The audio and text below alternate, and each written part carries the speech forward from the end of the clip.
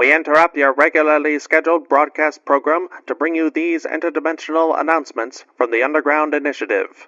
We would like to offer our thanks to the people and organizations that help make the Underground Initiative what it is today.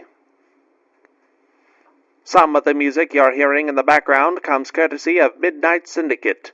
These horror music pioneers can be found on Spotify, iTunes, Ask Alexa for Midnight Syndicate, or at their website at midnightsyndicate.com.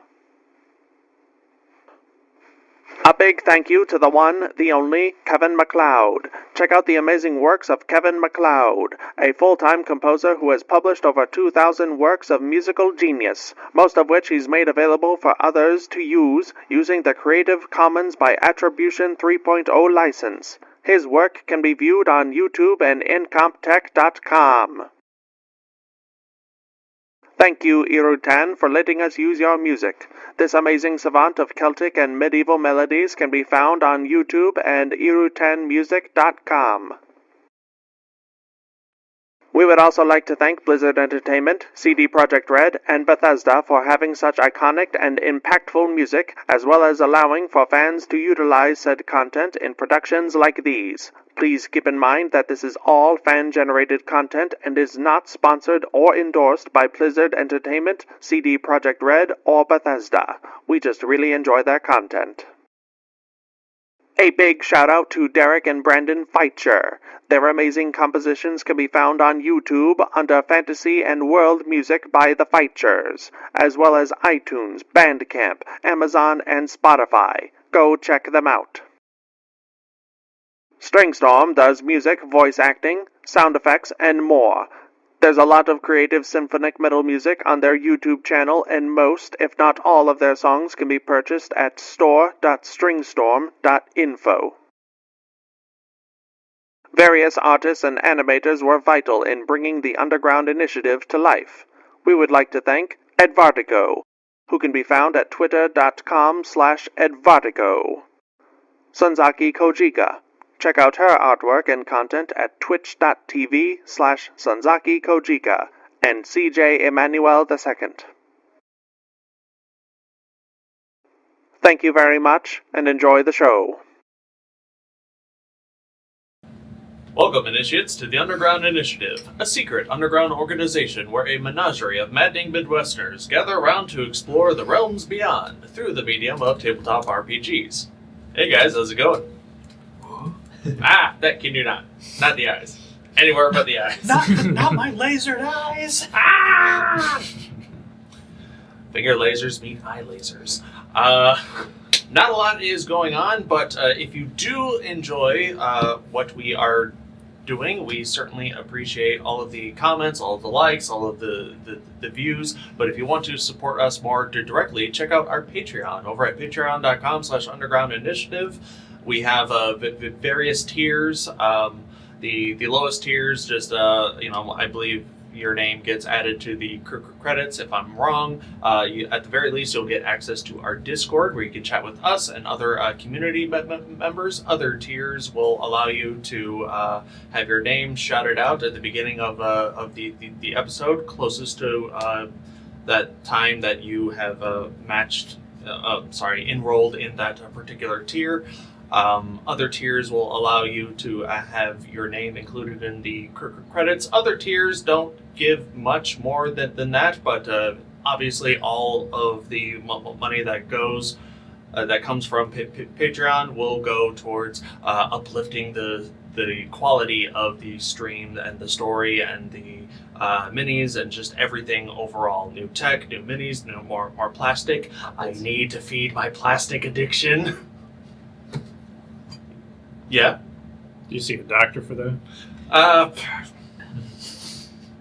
I had a thing that I wanted to say, but no, I have not.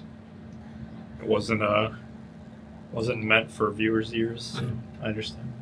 Something along the lines of if you're never mind. I'm not gonna even try to say it. I have a bad mind. Don't put me in front of an unfiltered camera. Not safe for work. But what you can do is tell your friends and tell your enemies to check out our Patreon. Once again, that's patreon.com/undergroundinitiative. For every 10 patrons that we get, I will wear a glorious wig for an entire episode. For whenever we get 20 patrons, those 20 patrons will be entered in a random raffle, and one lucky winner will win a book, a copy of Written in Blood, Volume 1, which is a collection of fantasy-esque short stories. One of these short stories is written by our very own John. If you don't want to deal with the hassle of the raffle, you could always just pick up the book yourself, soft cover and PDF over at Drive-Thru Fiction, or if you can't find the links from there, you can always find them at FromOuterSpace.com. Also, check out our other website, undergroundinitiative.com. Thank you again so very much, John, for making that happen. Where we have various information about the world of Arcala itself. We got maps, we've got bios, we've got notes.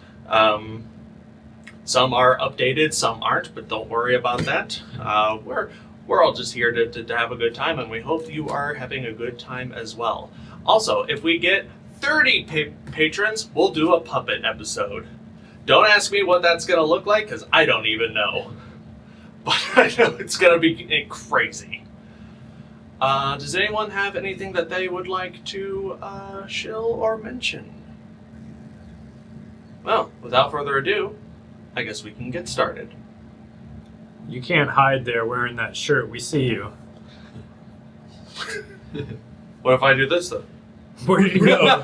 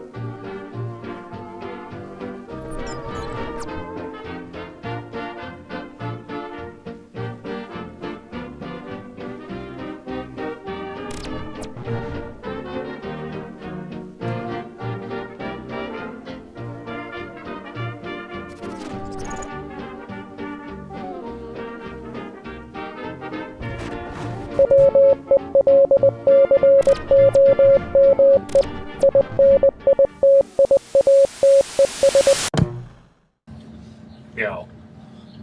And we are here again.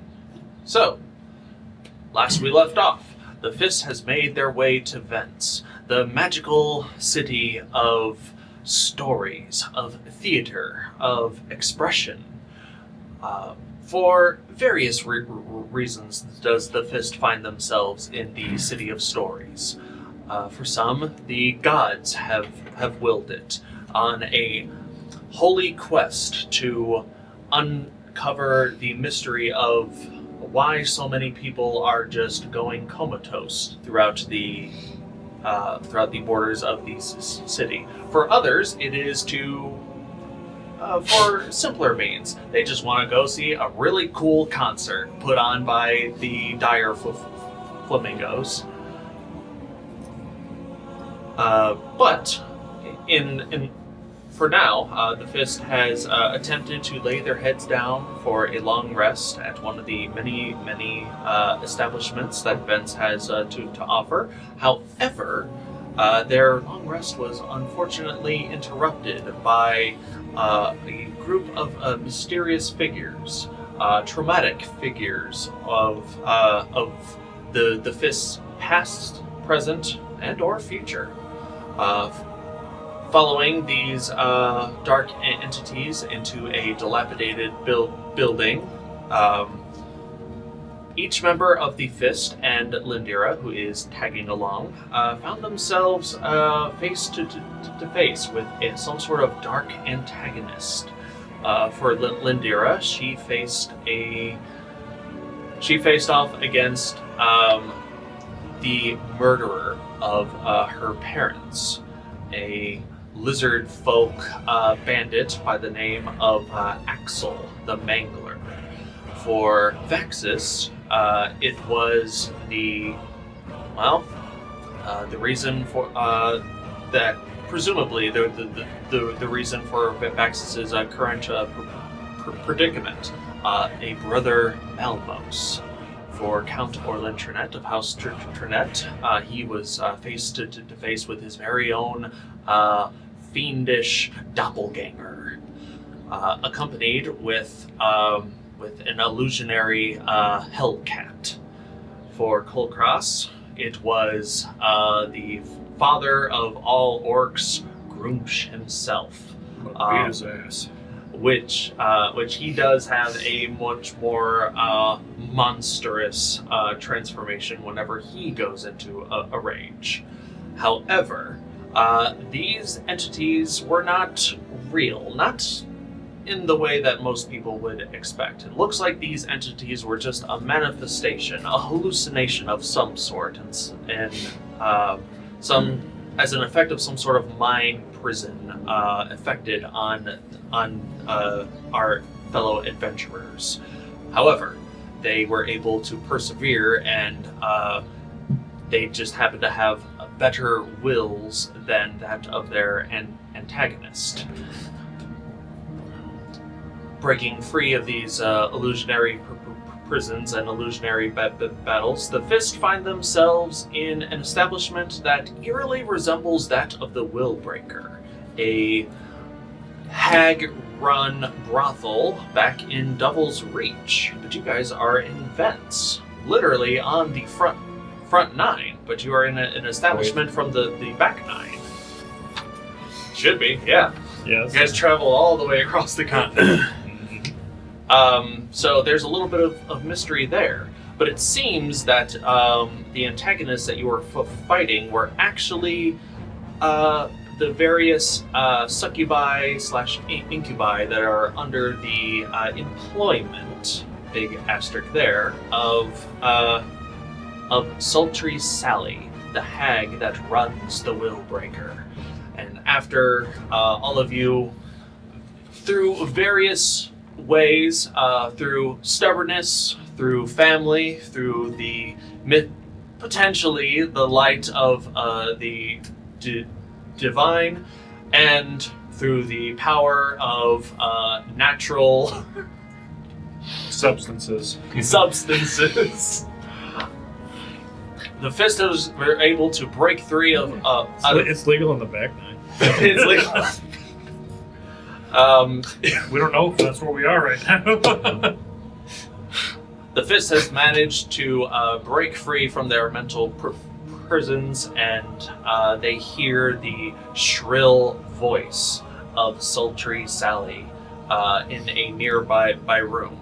They can only hear the voice because the room that they are currently in is filled with dark smoke because Kulkras has a bunch of smoke coming out of his facial orifices as a result from eating one of these magic mushrooms. If you could see me, it's like a smoker's. Hey guys, how's it going? So, we cut back to this particular room. You're a giant incense orb. So, combat has, for the time being, ended. You all find yourselves in, even though you cannot see what is currently around you, you are in a room that's probably like 15 by 15 feet. I would say, Orlin, you are able to perceive the remains of a dead winged incubi creature in the room. You also feel that Nilro, your new fiendish entity companion, is like gripping one of your legs and just holding on for dear life. And you do. You hear the annoyance of a, let's just say, an annoyed female tiefling be behind you. It's like, I don't think I'm that fat. But you also, all of you also hear commotion from a nearby room, almost like heavy footsteps are approaching where you are. What do you guys do? Damn it, woman, I mistook you for a goddess. Get over yourself. Oh, nice save. Thought it was.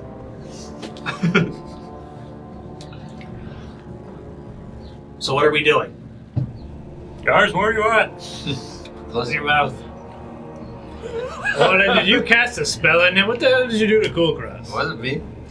It's so annoying when somebody fills a room with smoke. Yes. Clearly.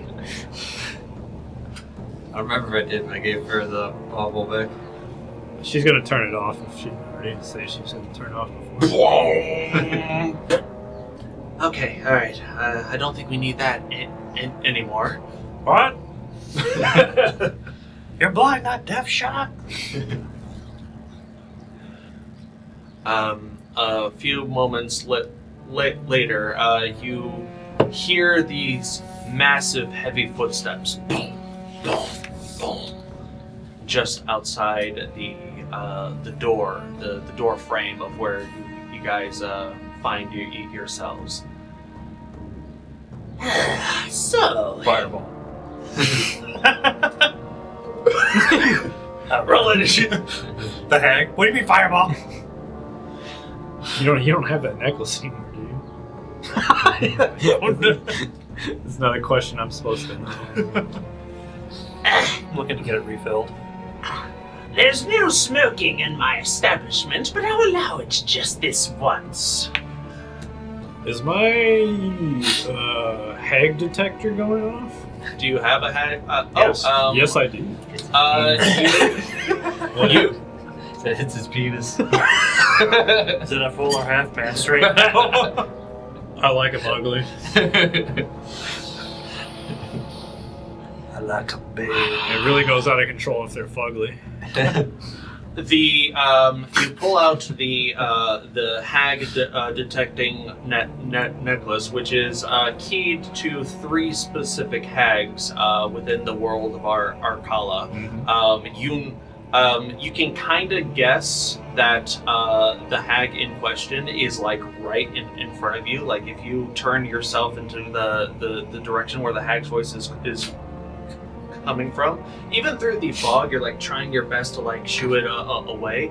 You can see that the closest hag, according to your trinket, is actually pointed in the opposite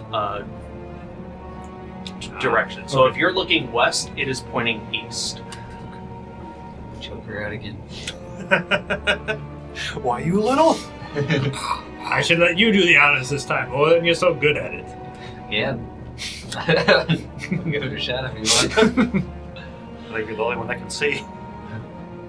I think that we have played this game for long enough.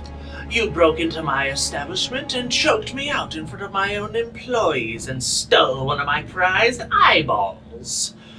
In return, I brought you here to this place to have my own little fun. I am satisfied for this slight indignity that you have thrusted upon me. I'm willing to let you go, to let you live. But if you dare darken my corner, my abode again, well, I shall not be as forgiving. What say you, fist and fiend? Yeah, send us back. This gets uglier than you are. Ooh, that reminds me. Send a reminder to get a new necklace of fireballs. I think Nictor can help you with that one. Your Siri device or something? Yes. I mean, he's kind of hopped up on mushrooms. He can't remind himself right now. Yes.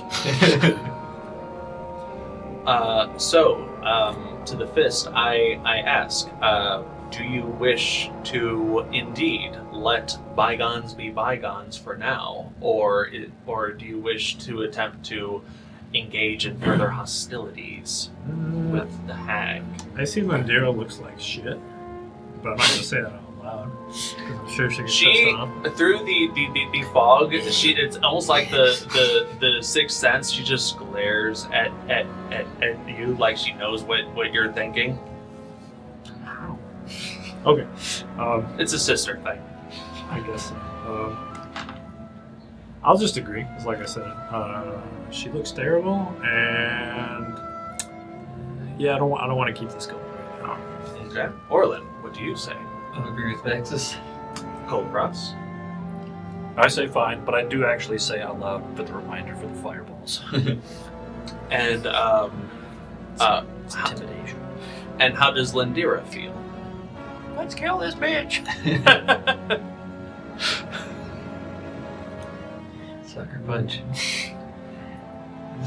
She knows she could turn the war back on and probably summon the rest of the guards, so she'll disagree with everybody else. She doesn't want to be the odd one out disagreeing with the rest of the group. So. I'm willing to let bygones be bygones as well, for now. But we know where you live, we know where you work. Speak for yourself. You've been there. We've all been there. Very well. As for the exit, you must just walk out of the door. This used to be my establishment once upon a year.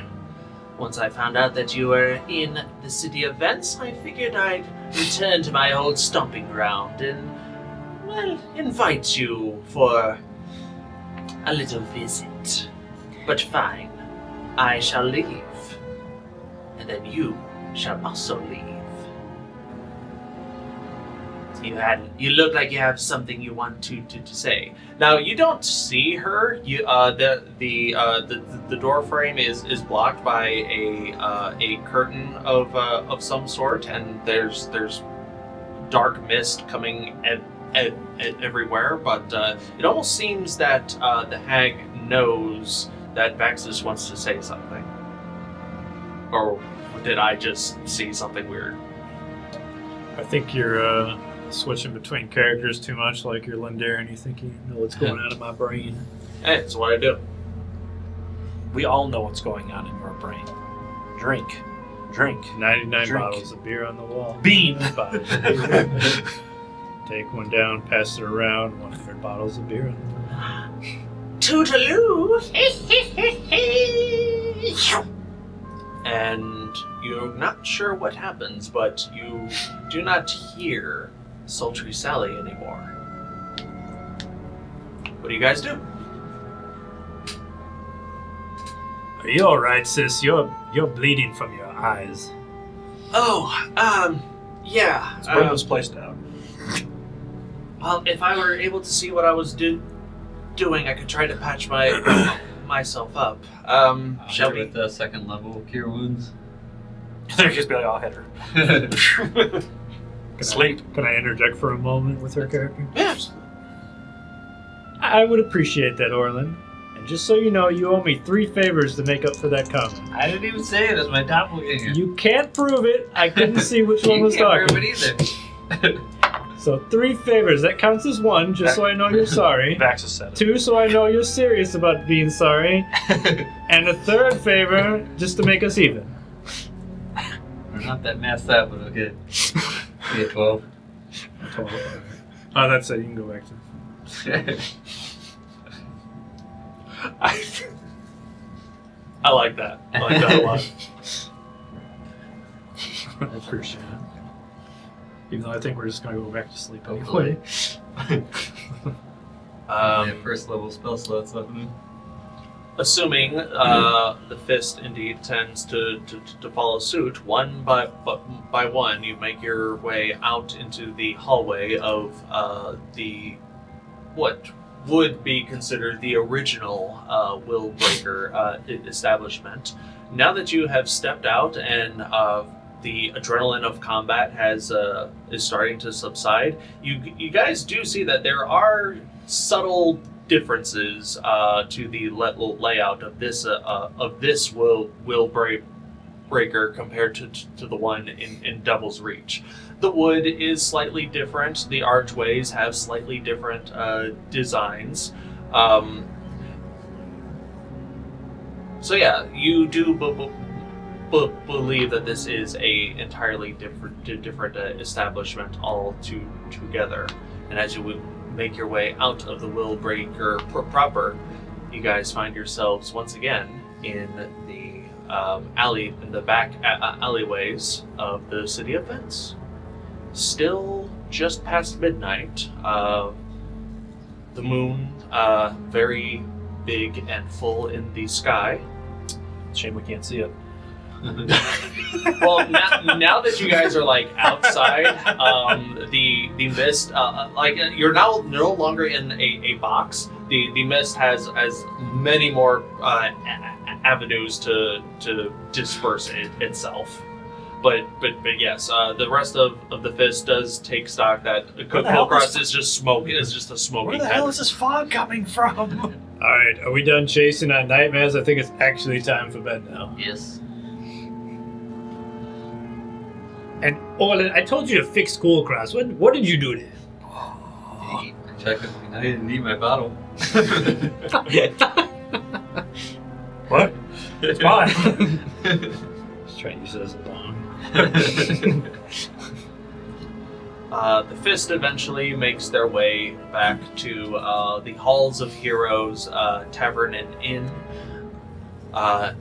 They find themselves back in their selective rooms. If there's anything else you would like to do before the night's end, feel free. Are the plants saying anything on the way back? Kulkras, as you guys are making your way back, you guys do pass by various potted plants, various weeds that are growing out of the cobblestone pavement, moss and vines growing along the sides of walls and trees. You hear snoring.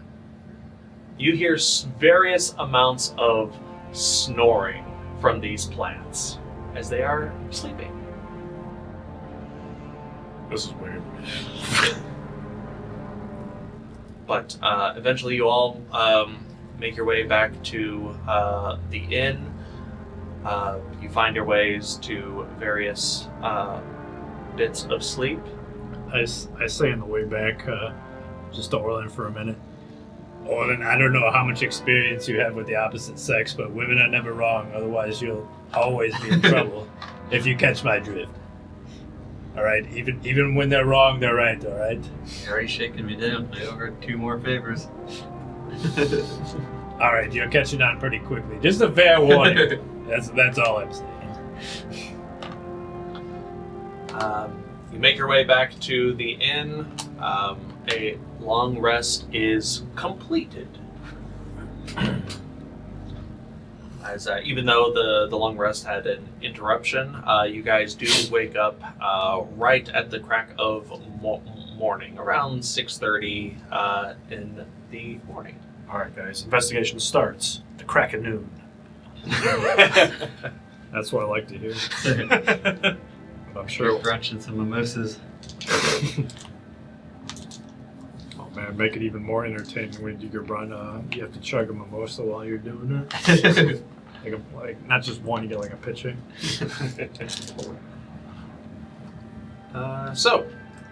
Long rest is completed. How does the Fist approach the day here in the city of Vence? Fog's over.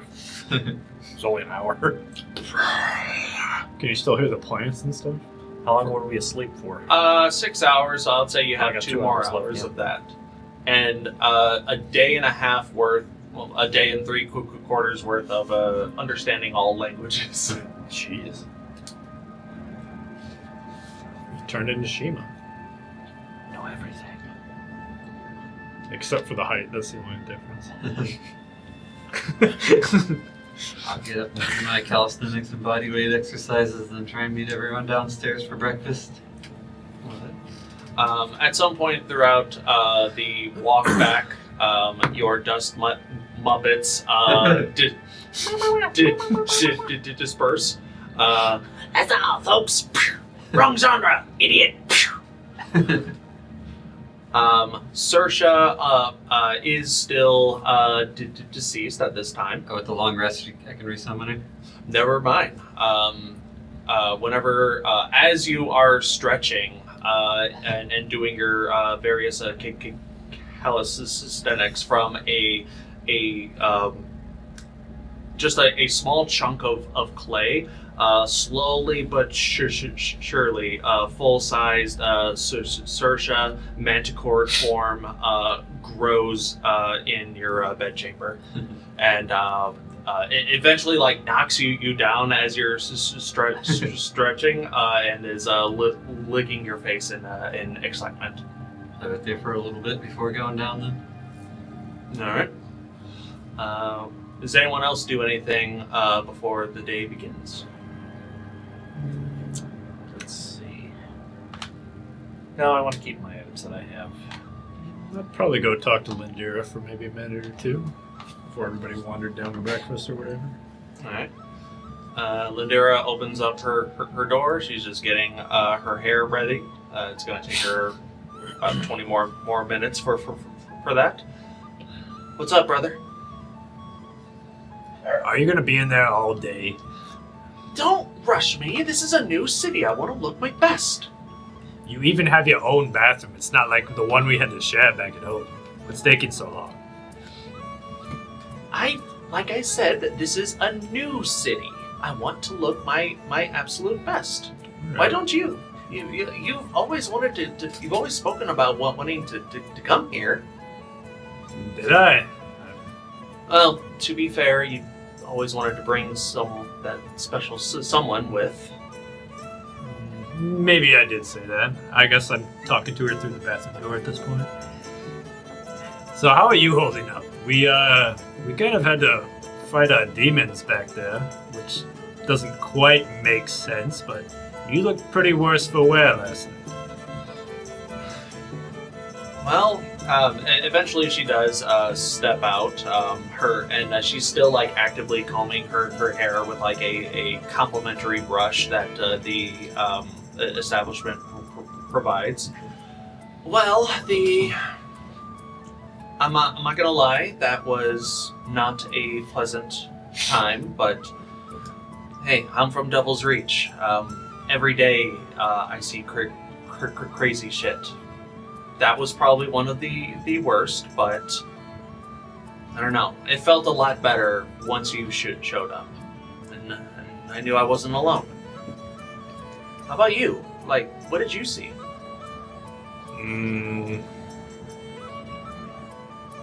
Don't worry about it. Maybe we'll talk about it later. I'm gonna hold you to that. I'm gonna remember you said that. Yeah, you remember everything.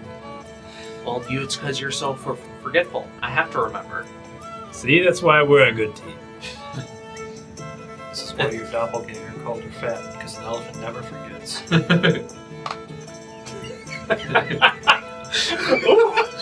Jeez. Shots fired. Downstairs or across the hall or something. Remind me to punch Kulkras later. Don't ask why. The thought just pops into her. Bastard. Out of nowhere, she just pulls out a random flip-flop. You've never seen her wear them, but she's just like... The chancla? Careful, the flip-flop will break. She might have a frying pan. You better be careful. Oh, I hope she's got a cast iron. Cast iron so hard. But now that we are here, I know why I'm here. I wanted to see the Dire Flamingos perform. But if the lead singer Lilith is really one of these comatose patients, I guess we should investigate that. You know, if we want to see them perform.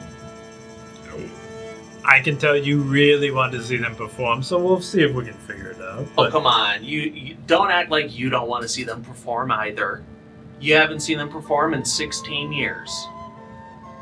Yeah, I think there was one time that one of them lost a tooth and I almost got it, but the mob was insane.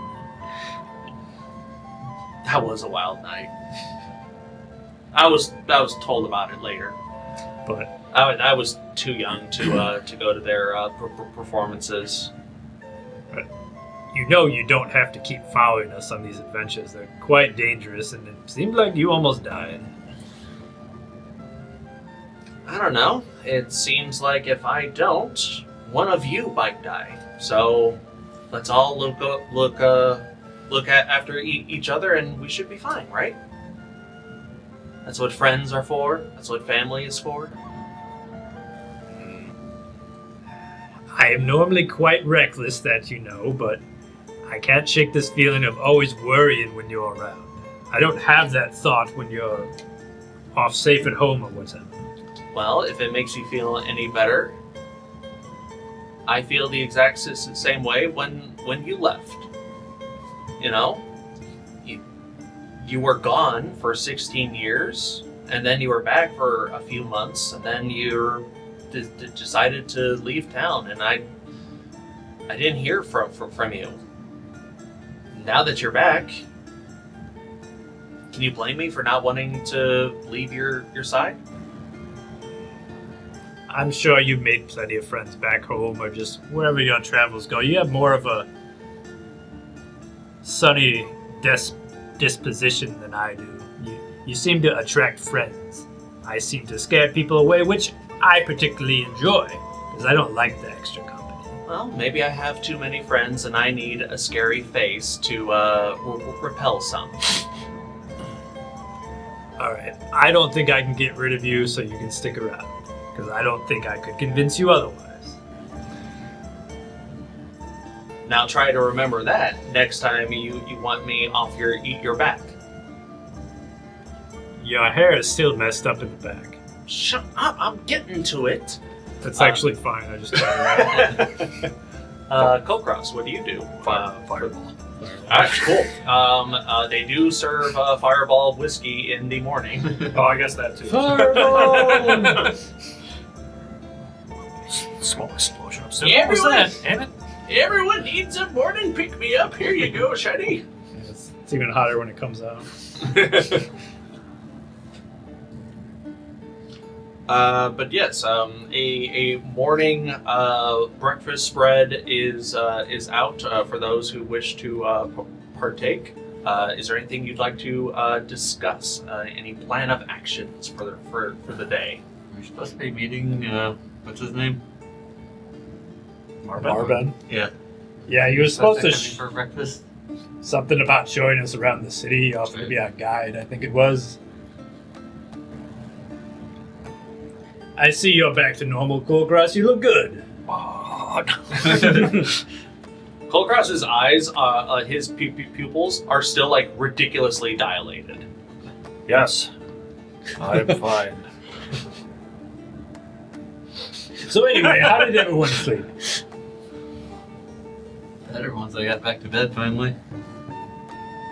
I see Saoirse's back too. She looks like she's well rested. Mm-hmm. Saoirse is playing a game of tag with Nilro at the empty tables right now. Get away! Get away! They're both flying creatures. So. I'll be surprised if they let us back in. Well, we didn't destroy anything. But then again, I didn't see everyone's room, so maybe I'm wrong.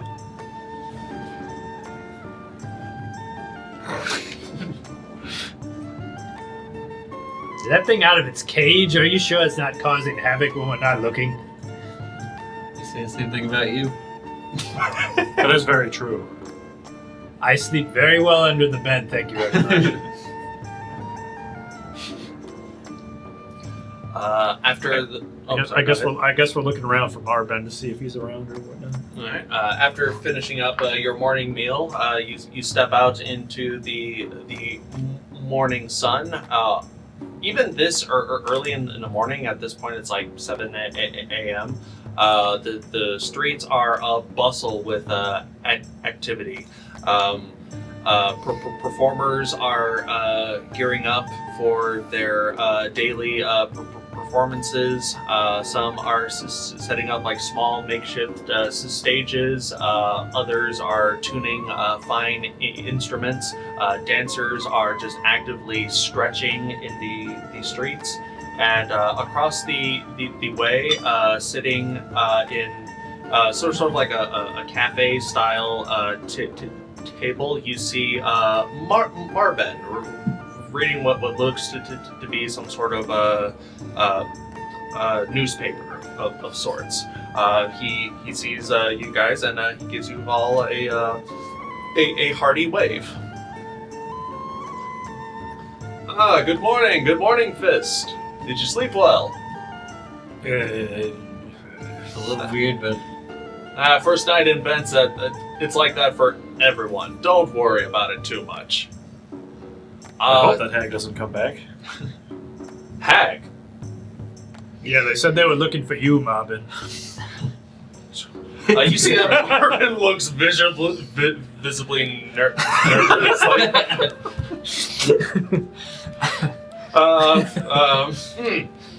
Well, that's a problem for another day. Why? What did you do? I didn't. So I'm supposed to be showing you guys around.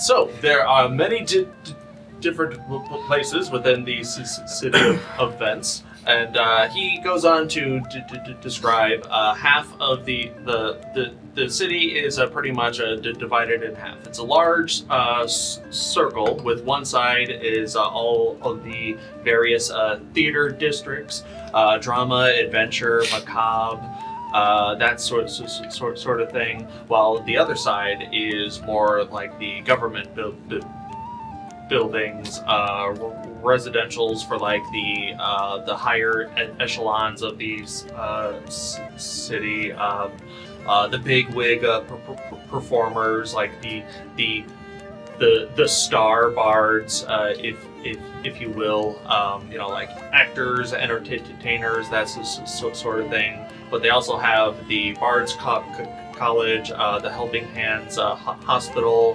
the Law Hall, and other institutes of business. So, where would you like to go?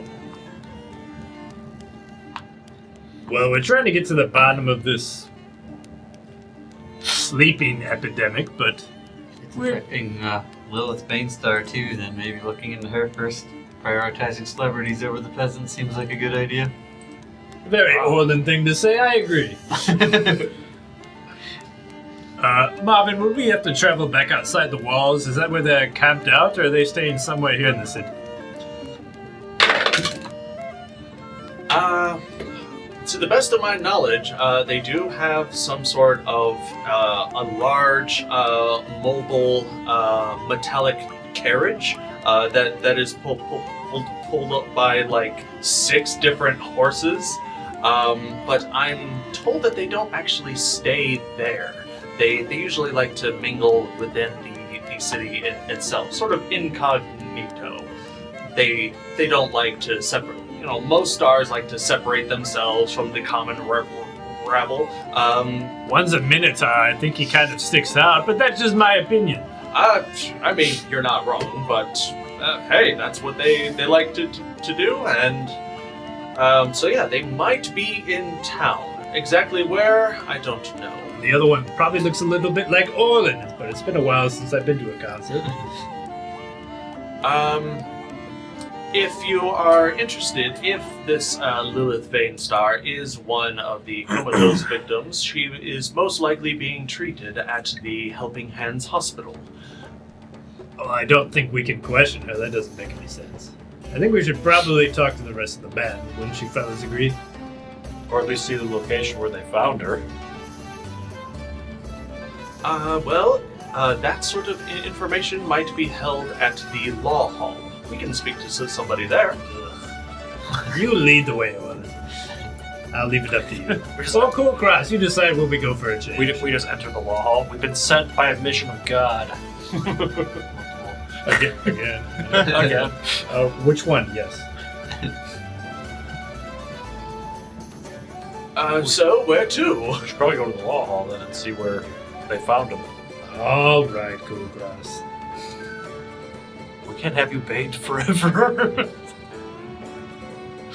I'm starting to like it, okay? Maybe that's someone else's problem, but it's not my problem. It's my problem. Joke's on you, it's my kink. I enjoy the bane. The gods. Oh. They're like, how do we make it worse? Made me harder to hit. I'll turn to that FBI agent. Oh. I will gladly upgrade it to a D20 Bane. Oh, better yet, a D100. We'll see how it goes. Anyways. Now you're talking. Now I'm cooking with gas. The Fist makes their way through the busy, bustling streets of Vents. Various performers are doing their thing. You notice that there are indeed a higher ratio of Arc Knights, Arcane Keepers, and you do see that there are a very high number of dark maroon robed individuals who are doing like very mundane tasks throughout town, picking up trash, tending various like small gardens and weeds, or just like standing perfectly still handing out flyers, and they all have like these 1,000-yard stares. You recognize these as these are the vegetable people. These are indeed the nullified mages. We're just here on the way out. They're pulling weeds. Please, no, I have a wife and children. Do we see Austin powerless among them? Make a perception check. 15. 15. You do not see Austin powerless among them. Dang, yet. He's my favorite. Do we hear Austin powerless? Yeah, baby. Yeah, maybe. Yeah. Interestingly enough, however, as you are walking around, you do see this street dancer, almost like a ballerina, but on the street. They wear this weird bird mask, and they are decked out like a weird blue jay costume. And as they dance, you see little illusionary blue jays just sort of appear around them. And as that happens, there is a nearby gnolled mage that just sort of stretches out their hand absently in the path of where these illusionary blue jays are, and they just sort of disappear. I go up to the dancer and I say, "My sister thinks you're cute, just FYI." Oh, why, thank you very much. And a random, small blue tulip appears from their hand, and they present it to Lindira. Lindira is did not expect this at all, and just sort of sheepishly and embarrassingly takes it and says, "Why, thank you very much. You're quite welcome," and just continues dancing. See how fun it is when you make stuff up, little sister. Yes, yeah, you're right. And if he hears, oh. Yeah, I say it when we're still right next. And eventually, she does puts the tulip in her hair. Okay. Eventually, you do indeed make your way to the law hall on the other side of town, and you also notice that almost all of these performers are wearing masks. Some are just plain white a harlequin mask that just covers the entire face, but others are decorated. And you also notice that Marben, on his top hat, over to attached to it is another one of these masks. But his appears to be enchanted to have these weird illusionary swirls of varying colored smoke just glossing the surface of his mask. I can't help but notice you were eyeing the headwear of these performers. Is this some kind of entertainment guild or something, Marvin? Sort of. Almost all of the performers you see here are students of the Bard's College. Whether they are magical or not, the Bard's College teaches that it is about the performance, not the performer. So the mask is supposed to create a separation of the performer and the performance. Until they gain some sort of notoriety or they have a respect for the arts, then they are able to either decorate their mask or choose to venture out into the world and doff their mask entirely. Though there are some bards that are renowned and recognized by their mask alone, not by their name or their talents, but by their mask. It's a weird. It's like a weird ego thing that the Bard's College tries to teach and instill. You know, all bards want to perform in front of like mighty kings and whatnot, and be remembered by name, rarely by their deeds. It's not like Slipknot, is it? It is now. You see, one's a clown. One's got a bunch of spikes. You see one group of entertainers that are making music on like literal like oil drums and other pieces of trash. It sounds amazing, but yeah, they are all wearing like these weird gas masks and Blue Man Group or something. And they have like weird dreadlocks that are made of like various pieces of material. So some are cloth, some are hoses. Oh yeah, that's loose noose over there. Jeez. Did you go to school here? I did. I'm still typically going to school here. Lessons are... You can just pay for lessons outright, but the teachers and professors of the Bard's College often encourage their students to go out and perform and to apply what they have learned. To earn some money on the side that will then pay for more lessons or what have you. And what's your specialty, Marvin? Why? And as he does this, a illusionary stage appears behind him, and doves just appear out from under his coat, and you all hear the sounds of applause and laughter, and the chants of Marben, Marben, Marben, and then it ends.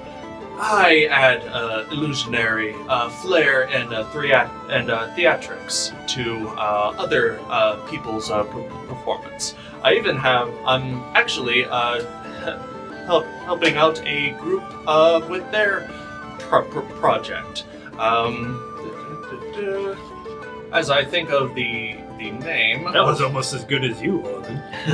Pretty impressive. And Kulkras, he was smoking like a chimney the other night. It's all about presentation. You beat half of your enemies before a combat even starts if they're afraid of you or impressed by you. I can see that, sure. You should write a book, perhaps, or maybe just a short story. I will dictate it to a bard one day. Anyways, sorry.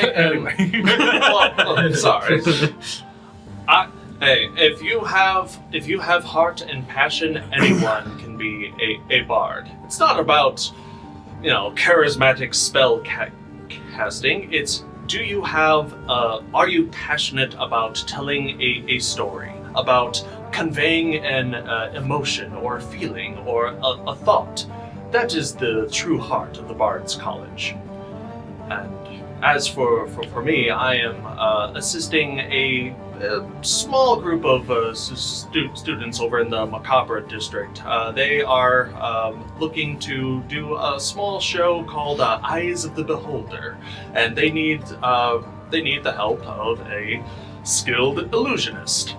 Unfortunately, I'm all that they can afford at the moment. But don't sell yourself short, Marvin.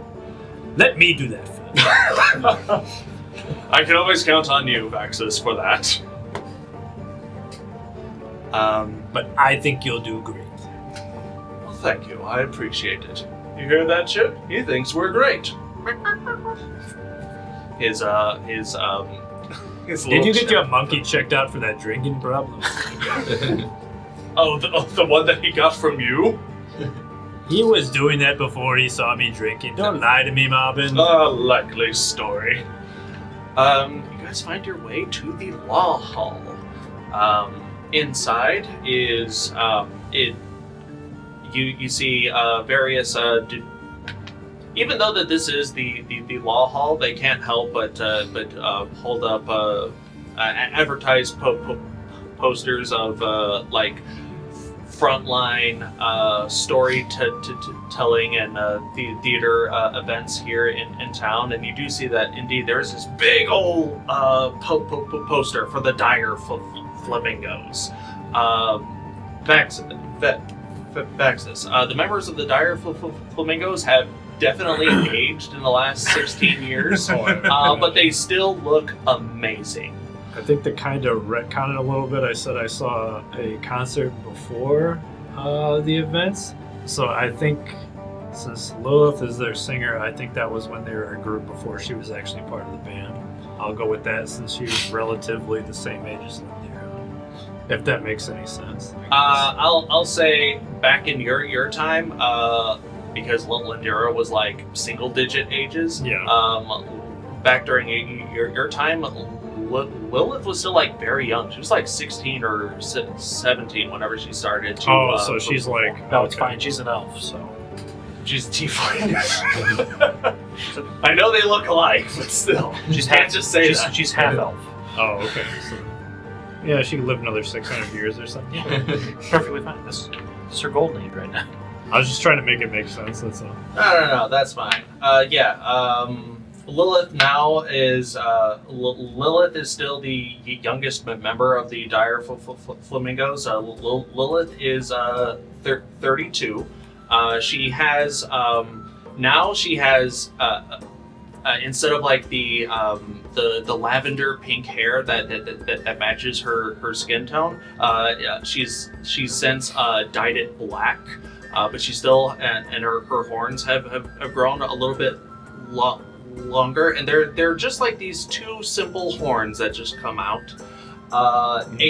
Ajax, the Minotaur bassist, he has lost a little bit of weight. He's no longer ridiculously. He's no longer. He has lost weight. He's got a dad bod now. He does have a dad bod. Thank you for the save. He is 33, small, the Goliath drummer. He is the oldest at 35. And they look fantastic as ever. But you do see that there are various law hall members here. You find yourselves up at the front desk, and sorry, the cat did a thing, and I was distracted. I'm sorry. That was a bird. The cat heard a bird as he got there and perked up for a It's like, second. it's outside. Yeah, fine.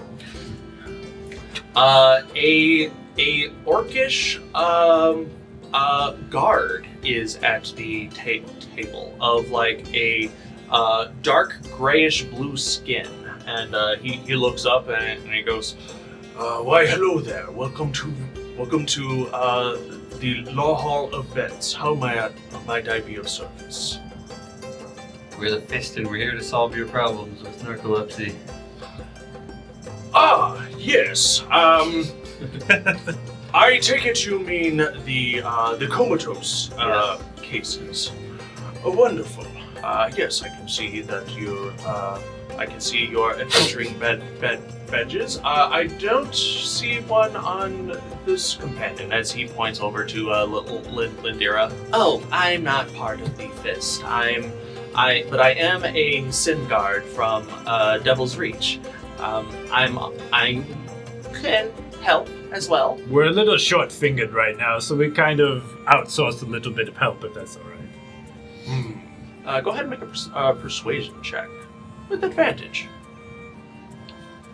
And this is a check, so you don't have to d6 it. Thank goodness it was, yeah. I could have done better, though. 14. 14? Yeah. The orca just sort of like raises his eyebrow and he's like, whatever. Alright, well, what would you like to know about this particular situation? Did you guys just arrive in town, or? Yeah, kinda, sorta. I mean, maybe part of the problem might be related to where this happens at. Where do people fall asleep? Is it the same area? Is it random? It seems to be at random.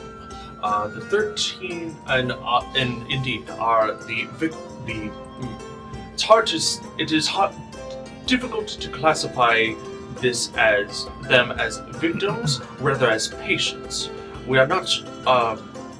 The Law Hall and other investigators have yet to determine the root cause of these predicaments. But indeed, everyone seems to have been found in various states. Some within the confines of their own bedrooms. Some are found out in the middle of the street. Others in alleyways. Others were found passed out in reputable establishments. One was found in the Cerulean Trove here in the city. Have there been any witnesses to these sleepings? There have been various witnesses. I would say that only one of them have mentioned. Well, he pulls out like some paper. While he's doing that, I'm kind of trying to look behind him to see if I can see the summoning rune circle. Go ahead and make a perception check. Yes, what were those? Yes. What were they? What are you looking at? Nothing. Maybe I can come around and get to close. 13.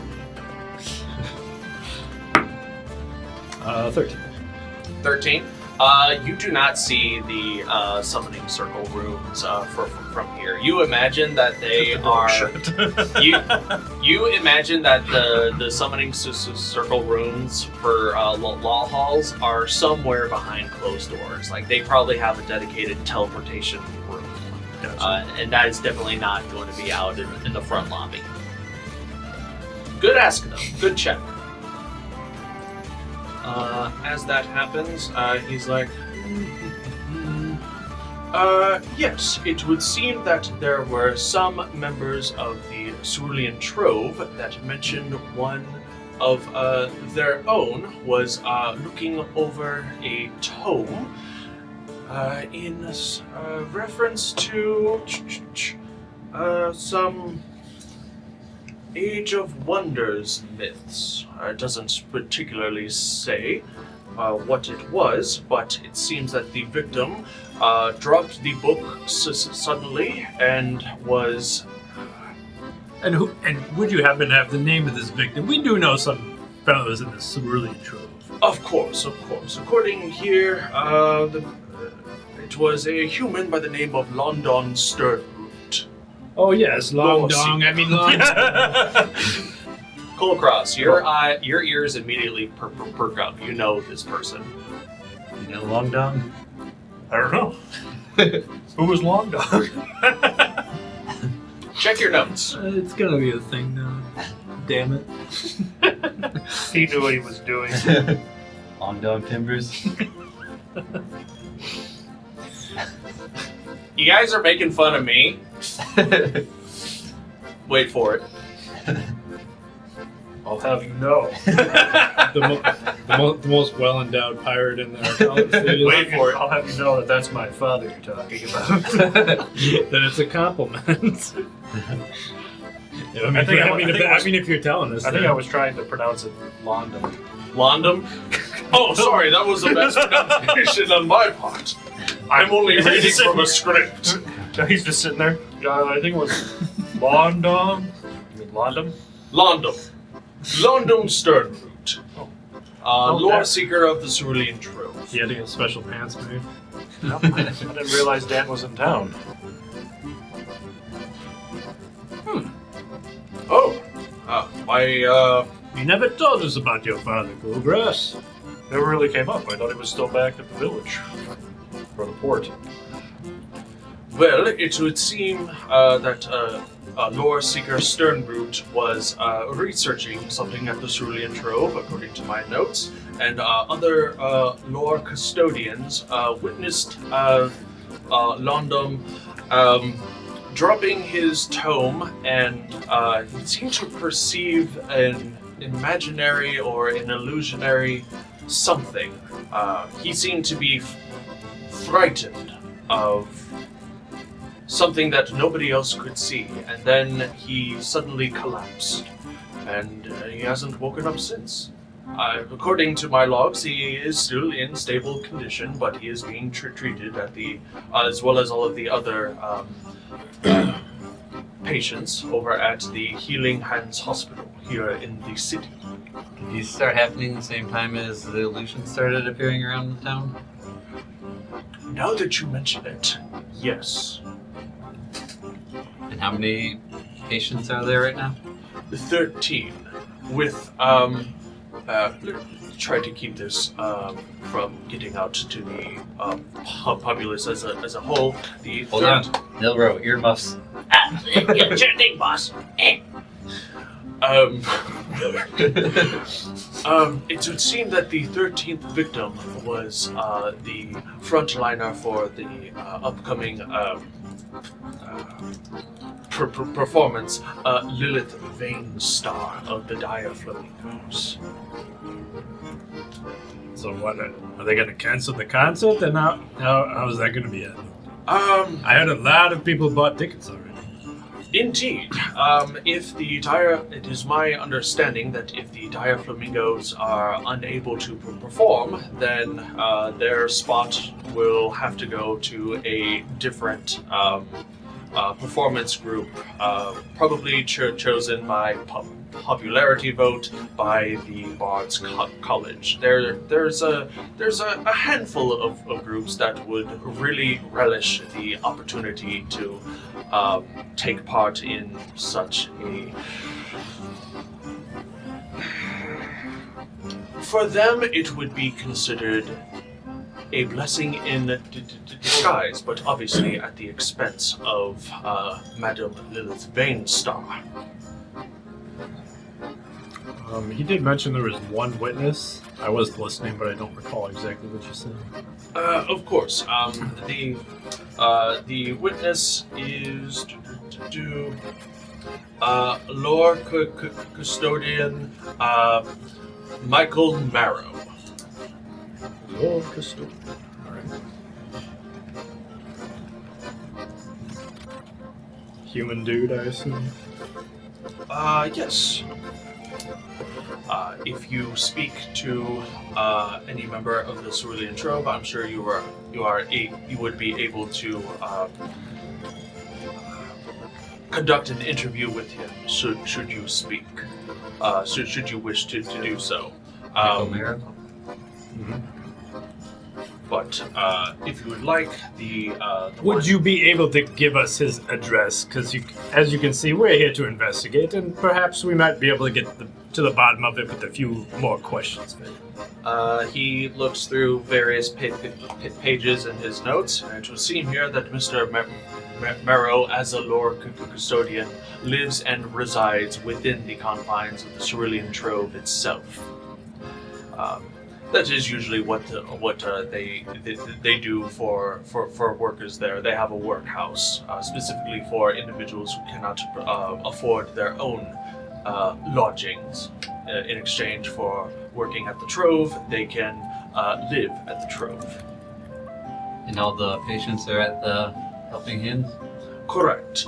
However, the more high-profile cases, such as Lilith Vainstar, I believe she is the only highest profile case. She is held in the upper floor wing, just because that they can afford it. Not that her standard of care is being treated any differently. It's just for her protection, being a named celebrity and all. What was my father's title again? Is he also a lore custodian? He is a lore seeker.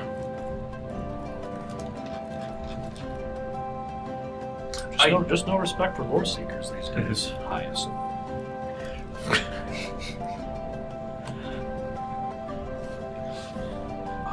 As far from, aside from that, other members that have gone comatose.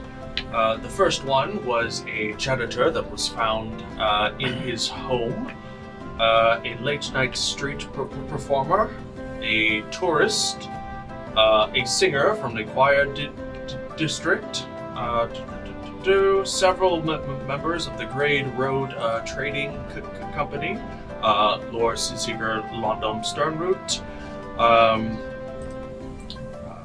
couple other street performers, and Lilith Vainstar. Can you think of any correlation or strange coincidences between any of the victims?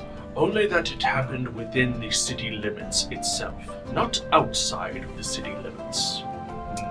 Strange question, but do you happen to have a sewer system beneath beds? We do, in fact. We asked this already, but are they happening at the same time or different times? Now that you mention it, it seems to happen most often when there is a full moon, which is unfortunately dire for now because the second moon, the Yolara, is full for the entire month. So people are a little bit on edge for those who have made such a connection. Perhaps we've asked you enough questions, unless there's more we'd like to inquire. I'd like to visit the Trove. Yes, I suppose we should go see Mr. Marrow and talk with him. You could even go see your father, perhaps, too, if you'd Have a like bone Kulkras. pick with him. Oh my. Well, if you are going to indeed conduct part of this investigation, here is a letter of introduction, and he just slides some paperwork in front of you. This will this should ensure that you are indeed working on behalf of the Law Hall and are legally allowed to inquire about this particular incident within the city limits. And I must once again ask, please try not to cause too much of a stir within the city. People are a little bit on edge already. Oh, we're known for our delicacy, and yeah, we'll be just fine. We just exit the building. We're all gonna die!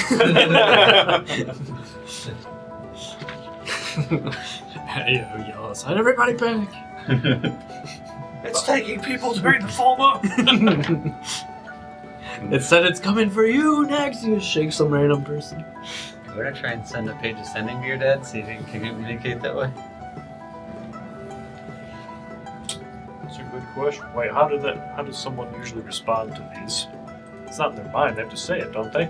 No, that's message. Yeah, we can give it a shot. Go for it. And the page isn't unlimited though, right? It does have. It's like 30 words or something. 25. 25. Something like that. Let's see. I'll use my page of sending. See if I can get an answer just by saying. Yeah, target hears the message in its mind, Okay. and you can answer it in like manner immediately. Well, I'll send a message asking, Dad, we're in the town of Vance. I heard you're unconscious. What were you researching? Kulkras, you pull out the page of sending. You activate the magical item, and you speak the words, and they appear on this particular page of sending. And once you speak the final word, they disappear from the pages, and you await a response in your mind. However, a response. The number you dialed is disconnected. A response comes, but it isn't words. You just hear this low static hum for about 30 seconds, and then it ends. If it's a language, I can understand it. That's true. Or another plant one's probably over. Yeah. Actually, You're like, God damn it, these good mushrooms. point. Good point. Now, hold on. Let's reread the. I'll find the mushrooms. Refind the mushrooms, please. I would. Did you comprehend languages? Or was it something totally different? It specifically says out understand language. Okay. I just That's the background. That's not items. You find items first. Eat another mushroom. It'll help you focus. Magic mushrooms. Let's see. Now I gotta remember what friggin' number it was. Oh, that's the chicken one. The creature can understand and speak all languages.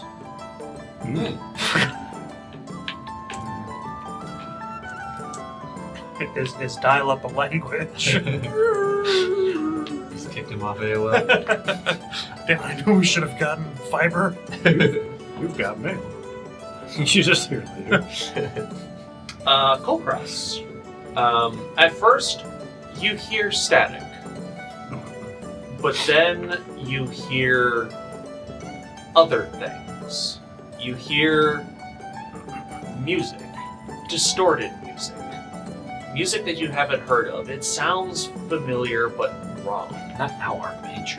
You hear voices, but they don't, and they all speak, but they all speak in gibberish. Even with your understanding of all languages, everything that you hear is gibberish. It's nonsense. It's like... Wait, I remember the sequence from Spy Kids. Play it backwards.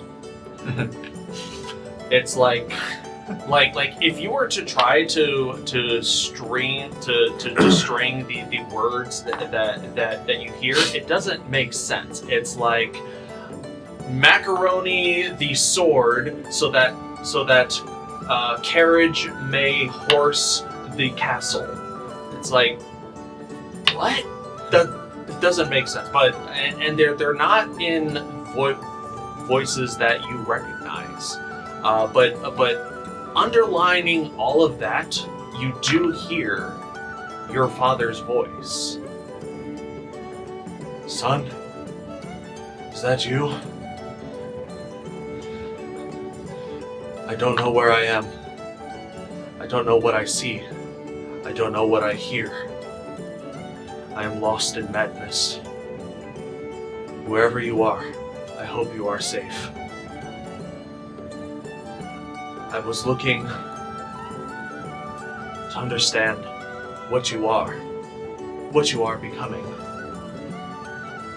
To learn of, and then the message cuts out because he has run out. Either he has run out of words, or the extra cacophony of words has interrupted the flow of Oh these. shoot, I wish you would have said something. We the figured word that out combo already.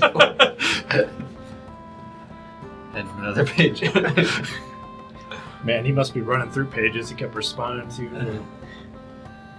telling you a short story. Okay, it wasn't anything in pertaining to this, but he was trying to figure out what my quest was about. So no information to get him out, unfortunately.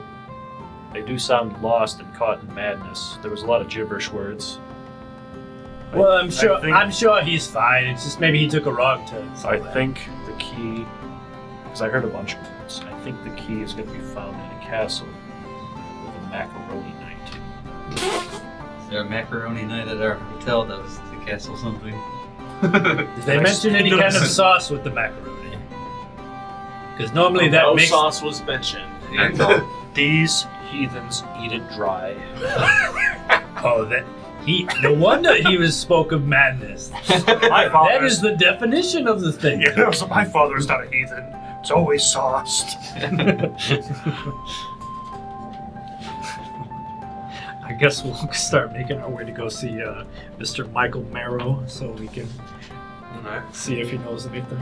This monster better not be in the sewers. I'm tired of spending my days in the sewers. We're going to a Your library. armor can't even get dirty, Orlin. You complain But for it nothing. gets into the creases. You shower like twice a day. I know. Because we keep hanging out in sewers and fighting ugly enemies. Then you'll be fine. Not all the enemies can just be as pretty as you are. The last one was. The mushroom lady? No, Well, you guys were there. I don't the believe. hag. That's a weird taste. I don't believe you, Orlin. You could have just been fighting someone with your voice. No one else saw Orlin's doppelganger. That's funny. He's fighting his own demons. For all we know, you were just punching yourself. Still make it a very handsome enemy. The law hall officer hands you a list of the various comatose patients. If you'd like to peruse it, you're more than welcome to. Do we see Shiima's sister there, Orion, I believe? You do see Shiima's brother, Orion Sandcrafter. He was the sixth. There's a dog in the room. He was the sixth victim, and he was found in one of the rented rooms of the Flute and Tube Tavern. They sell beans there. Tavernette. I hope nobody falls asleep on the toilet. That'd be embarrassing. Over in the Choir District.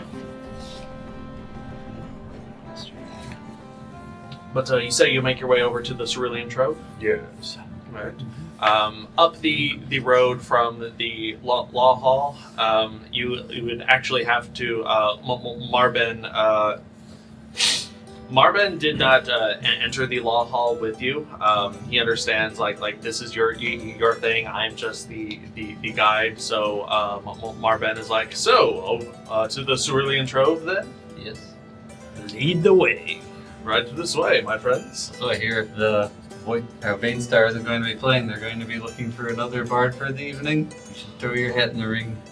I'm not that kind of performer. I think they would want someone who's more musically inclined. What about Chip? The accordion? I mean, he's really good on these cymbals. I will vote for Chip then. Start moving it. We'll get him a cowbell. It'll be great.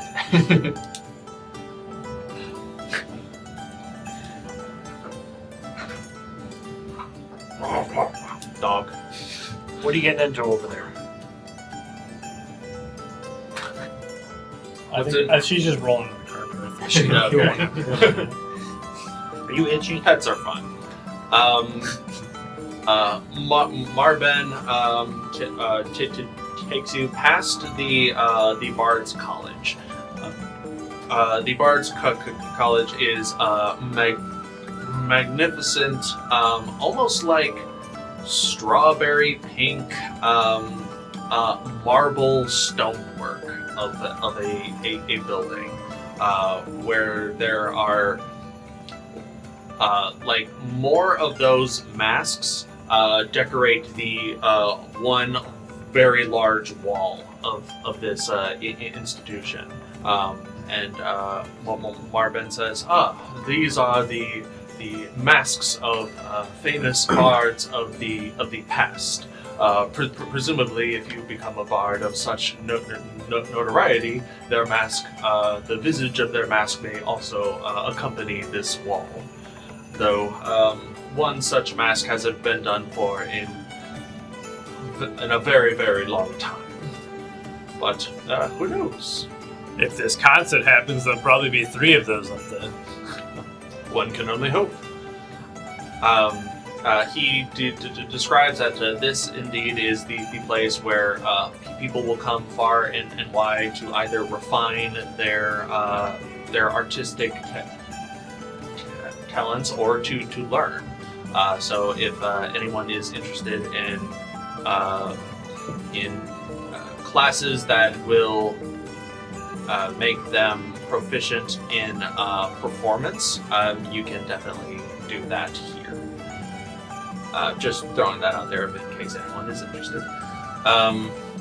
Has an internship program? I was thinking about hiring on a minstrel to tag along with us.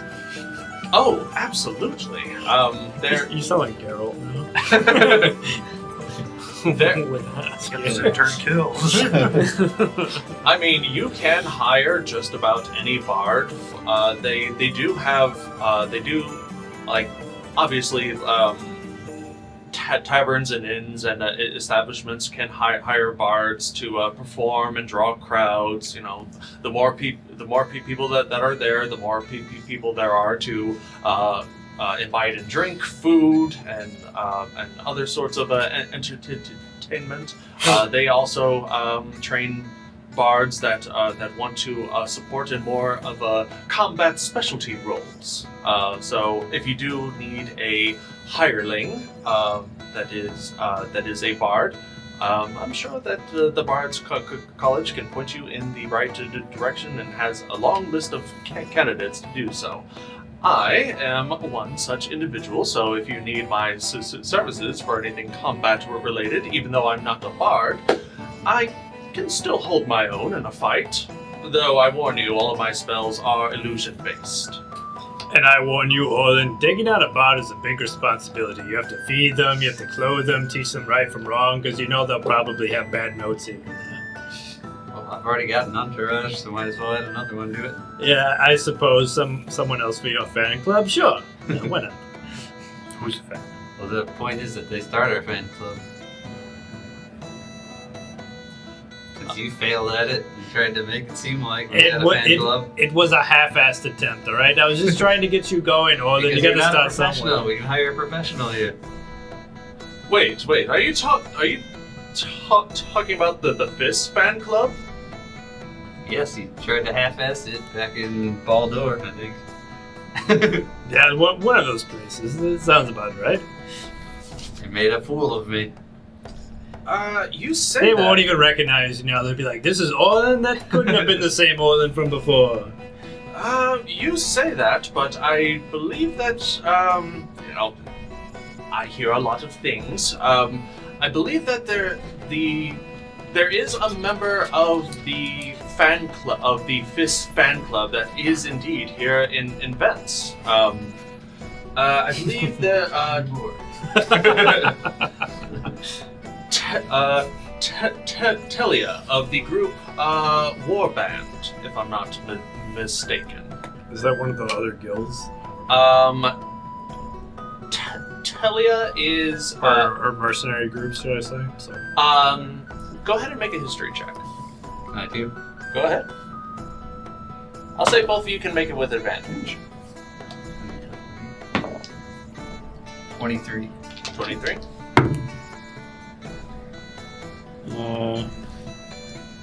Oh wow. Yeah. 22. Just barely beat me. Both of you remember a person named Telia. She is one of Orion Sandcrafter's group of called the Warband. And she was the one that Orlin said is in charge of the Fist fan club. See, Orlin, your name's spreading far and wide. You're making a big deal out of nothing. Nothing. The things we've done, we deserve it. I'm just saying, One day you'll have fans that too. half-assed attempt led to quite a following for you. One to start. One. How do you spell Telia? Telia. Past the Bard's College is a different building, a tall tower of blue marble, and on the front gate is a very strong, powerful symbol of Lady Ayun, the knowing mistress.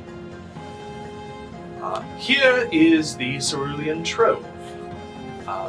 I take it this is where you guys want to go? For those around here, I'll probably see what's going on in there. Very well. I shall be out here, and I shall await your return. I hand the letter of introduction to Lindir and say, "All right, you're up, kiddo. You're in charge. Wait, why am I in charge? Do the talking." Should we release him? It sounds like he has to train somebody or do something with another bard. Oh, don't worry about it.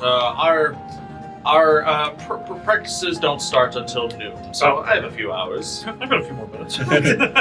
Besides, while you guys are out, I get to practice, and you see that he is already trying to solicit passerbys for handouts.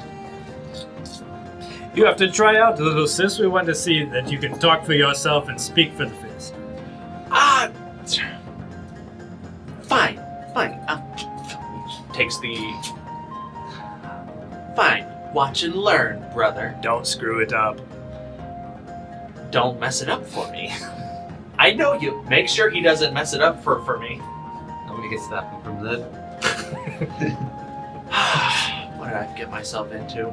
The doors of the Cerulean Trove open, and you find yourselves in a large library lobby. A circular chamber with books stacked high on various shelves. There is no in the center of the Cerulean Trove.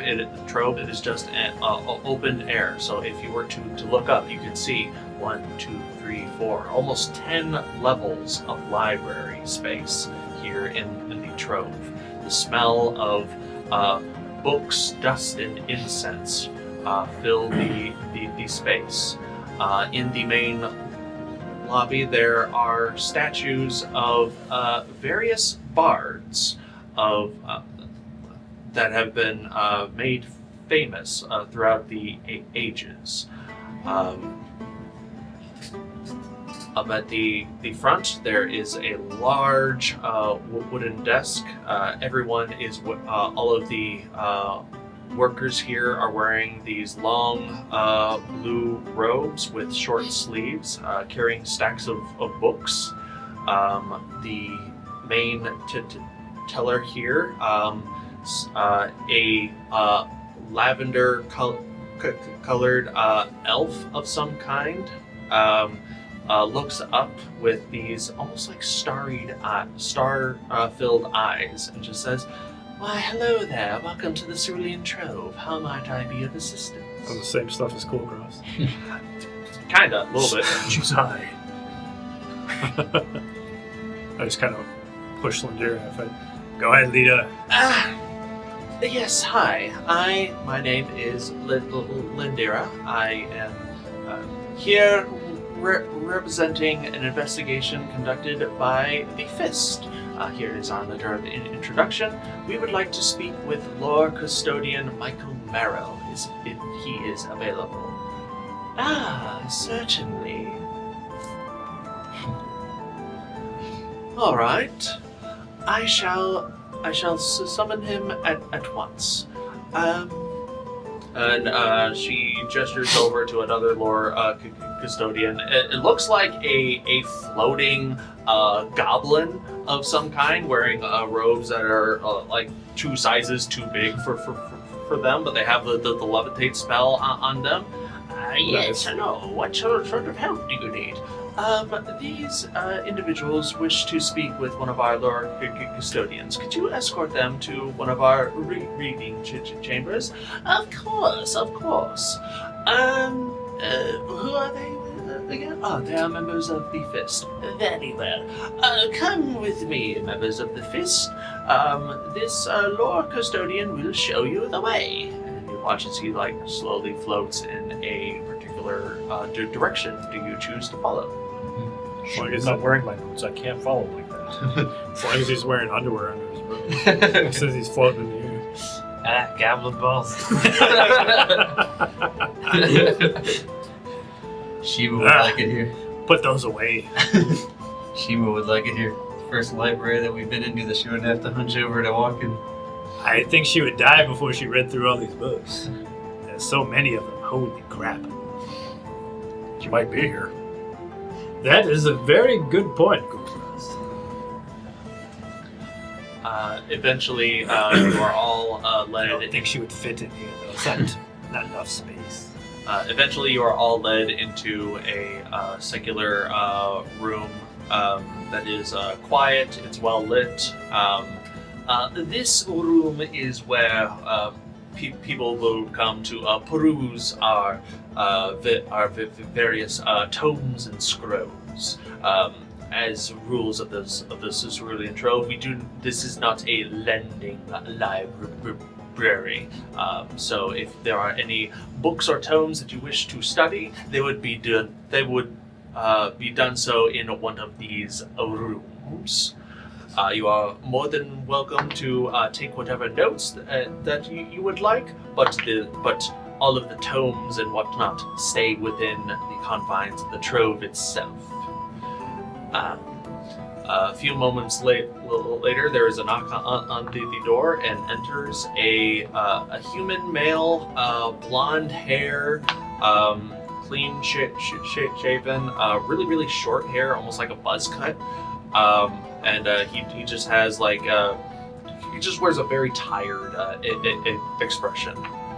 Hello there. I am lore custodian Michael Merrow. You wish to speak with me about something? Are you about to fall asleep too? It's been a long night. No, not our only witness. I worked the night shift, and I get out in a couple of hours. Don't mind me. I am more than capable of... Can you give me some coffee, please? He's going to put us to sleep now, too. So, what can I do for you? I just kind of push Lindera forward. Go on. Why do I... Don't question the process. Certainly. We are members of the Fist, and there are certain questions that we would like to ask you that pertains to an incident that happened not too long ago with a lore seeker, London Stern route. In fact, I believe Mr. Dinvula here has the bulk of the questions. Mr. Dinvula? I just kind of start arguing with her for a brief second. You're a sin god. You're supposed to be investigating crimes. You can't talk to one sleepy old man. But yes, we heard that you were present during some of the sleepinings that are happening around town. Yeah, I was there for that. Were you the cause of them? You seem to be very suspicious. Nah. Sleepy as that and the other victims, aren't you? Believe me, I could use the sleep, but no, coffee, thank you. Anyways, no, I'm not the root cause of whatever's been going on here in the city of Vents, but... Insight check. Go ahead, make an insight check. Actually, yeah, I'll probably be suspicious of the two. Make an insight check. It's my daddy. I'm just being Vaxxus, but I got a 13. Alright. I mean, you can feel however you feel, but he seems to be on the up and up. Fuck. 7. You are... So there is like this instinct that Kulkras has that is almost like the familial care and demanding well-being of his father. So you feel however you want in this moment, but you're not exactly sure the intentions of Mr. Barrow. What have you not done? I swear I don't know. You start shaking him upside down like you're trying to get his lunch money. Come on, nerd! A few weeks ago, Lord Custodian Sternroot came by wanting to inquire on some old information concerning some old orcish tribal rite or ritual, and I was bid to assist him in locating certain tomes that would talk about such things. Everything was going fine, but then Mr. Sternroot started to become very, very visibly agitated, as if he was experiencing an attack from some unseen force. There are certain magical guards and wards in place here at the Cerulean Trove to dispel certain magics from being casted that would obfuscate people from vision. It also helps in people who would try to steal some of our tomes. We've had that happen before, but I did not perceive any invisible attacker or any kind. And unfortunately, Mr. Sternroot collapsed on his back with a expression of pure fright and panic. And then it slowly subsided into just a glazed, staring off into space expression. He was breathing, his pulse steadied, but he was entirely unresponsive after that. I did notice that after his eyes were closed, that he was experiencing some sort of rapid eye movement, almost immediately. So honestly, it looked like he was sleeping, but he's been asleep for a number of weeks now. Have there been any strange visitors to your library or any of these other places that the sleepinings have been happening? Well, now that you mention it, there were these 3 individuals that wanted another individuals to speak for them. Other than that, Anyone weirder than us? no. I'm gonna help you shake him up. You're on thin ice, old man. I'm 37. I'm not old. Where did this happen? It happened on the 8th floor. I could escort you there if you'd like. Yeah, I'd like to see where it happened and what invisible force there may have been. Of course. Somebody's passing gas. Unfortunately, the 8th floor. Unfortunately, the 8th floor is considered a restricted section, so I can only take one of you. I think it'll have to be Salic. Unfortunately, no pets allowed. I'll go. Grumbled in Abyssal. I can hear it. She's ticked off they didn't offer her coffee. She says Pretty much. She says an abyssal. Who you call it a pet? This human does not understand the real relationship that I have. Chill. Starts scratching the back of his Kulkras, you are led by Mr. Marrow to the 8th floor. He takes you to the edge of the Cerulean Trove, where there is a spiral staircase that leads ever upward, and you pass by various researchers carrying various tomes and scrolls and other instruments of record keeping. How does it feel being in this place? You know that your father was a... I think we were studying in some form of trove, or at least a library at the island for magical beings. Ah, yes. It's similar. The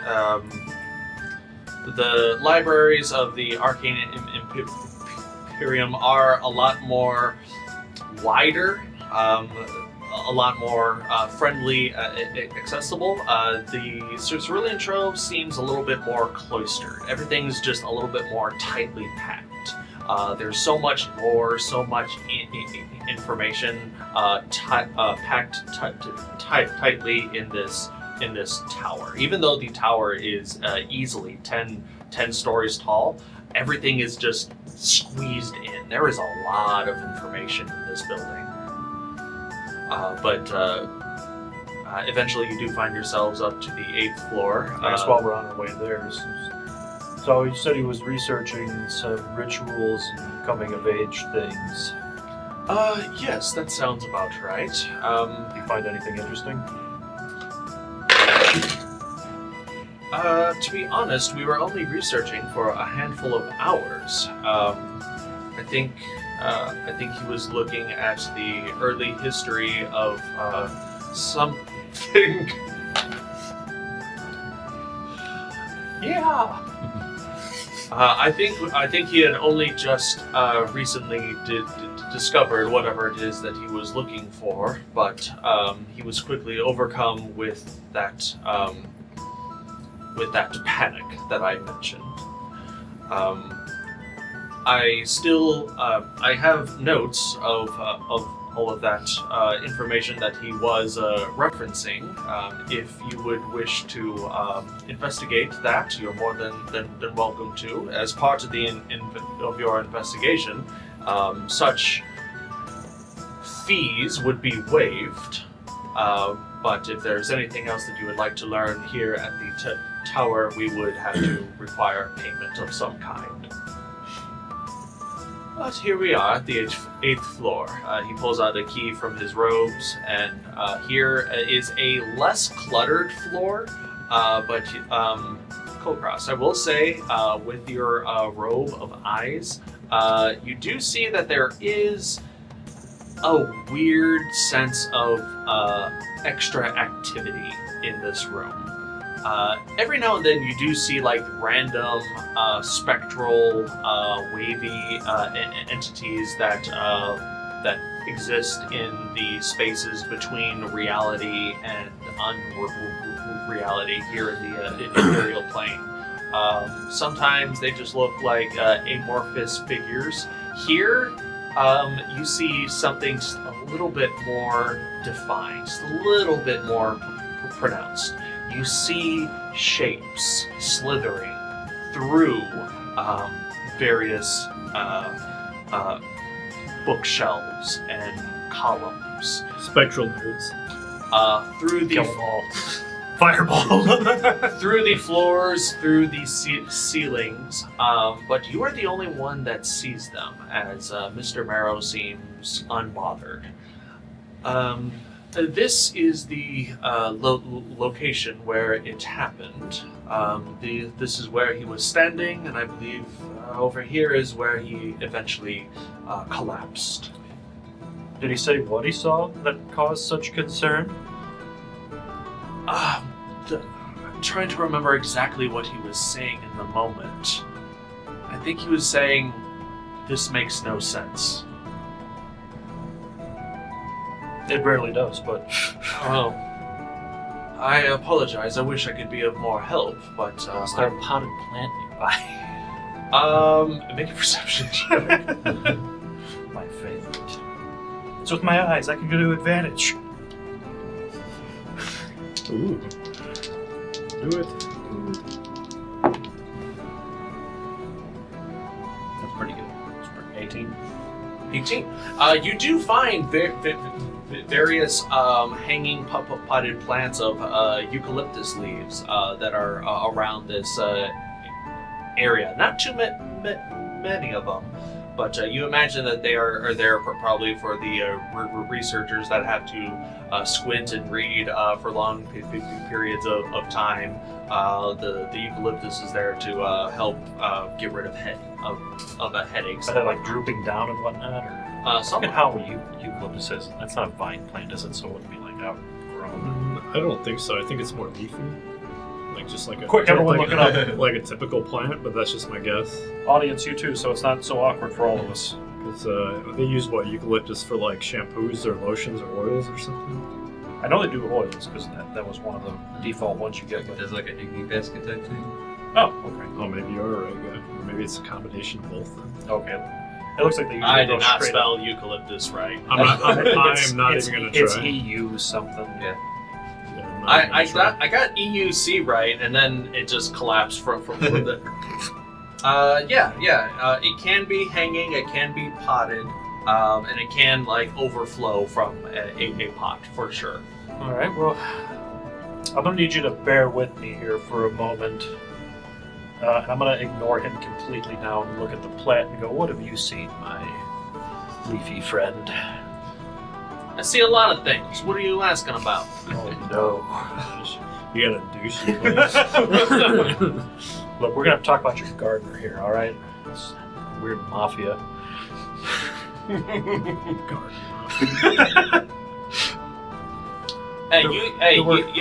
You tell that pruner. If he knows what's best for him, he better leave my roots alone. Pruners don't mess with the roots. Try telling them that. These smart types, you think they know something, but they know nothing. All right, Me, I know You're gonna a have to thing fire or your two. gardener because apparently he doesn't know how to prune. What? Hey, don't talk to him. You're talking to me now.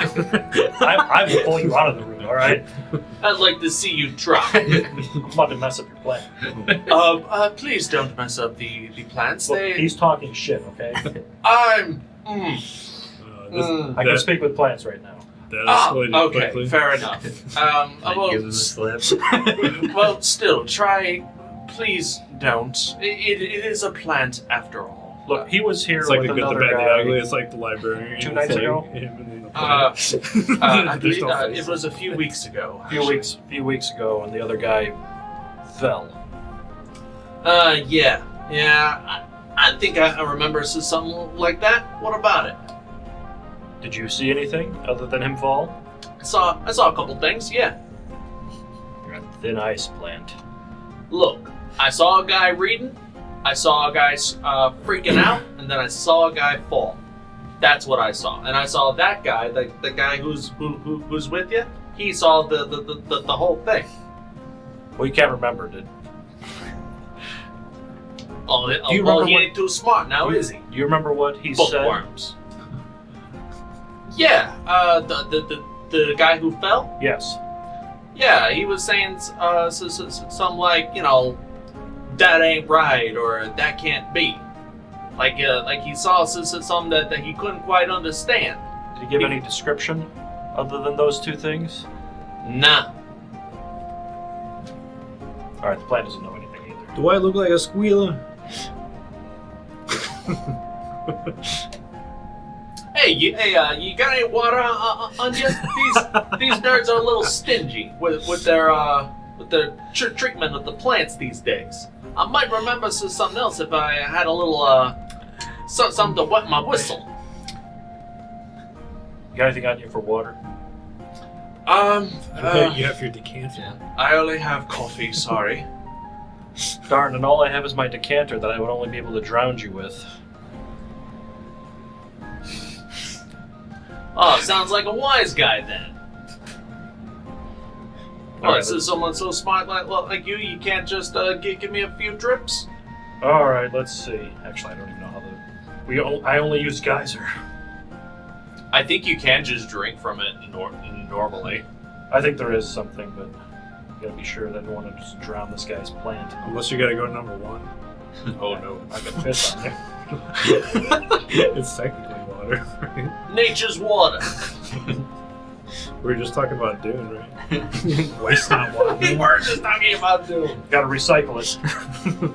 Another reference. Here we are again. Oh no. Where the hell did it go? Did you steal my decanter? Plant pickpocketed you. Alright, that's it. I'm gonna have to kill it.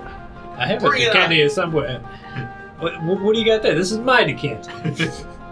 He guys with you. Joke's on him, I don't move.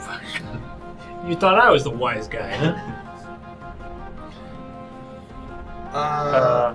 You can use an action Stream. to remove 1 gallon, fountain 5 gallons. You get all the fun right now. Geyser produces 30 gallons. There is no trickle. You can say stream and produce 1 gallon of water. The water stops pouring out at the start of your next turn. Well, I'm gonna drown your plant. Just put it in a pitcher or something and then dump the pitcher on it. Nope. Well, use it to wake up the other guy first and spray him a bit. I and will then- say, because this thing is also meant to be used to like drink out of it normally. Normal. It is Nor- like always full of normal water. Oh, if you okay. like. Then I'll just pour out some water then. Pour some out for the homies. Ah, yeah, that's the stuff. Yeah, I remember one thing.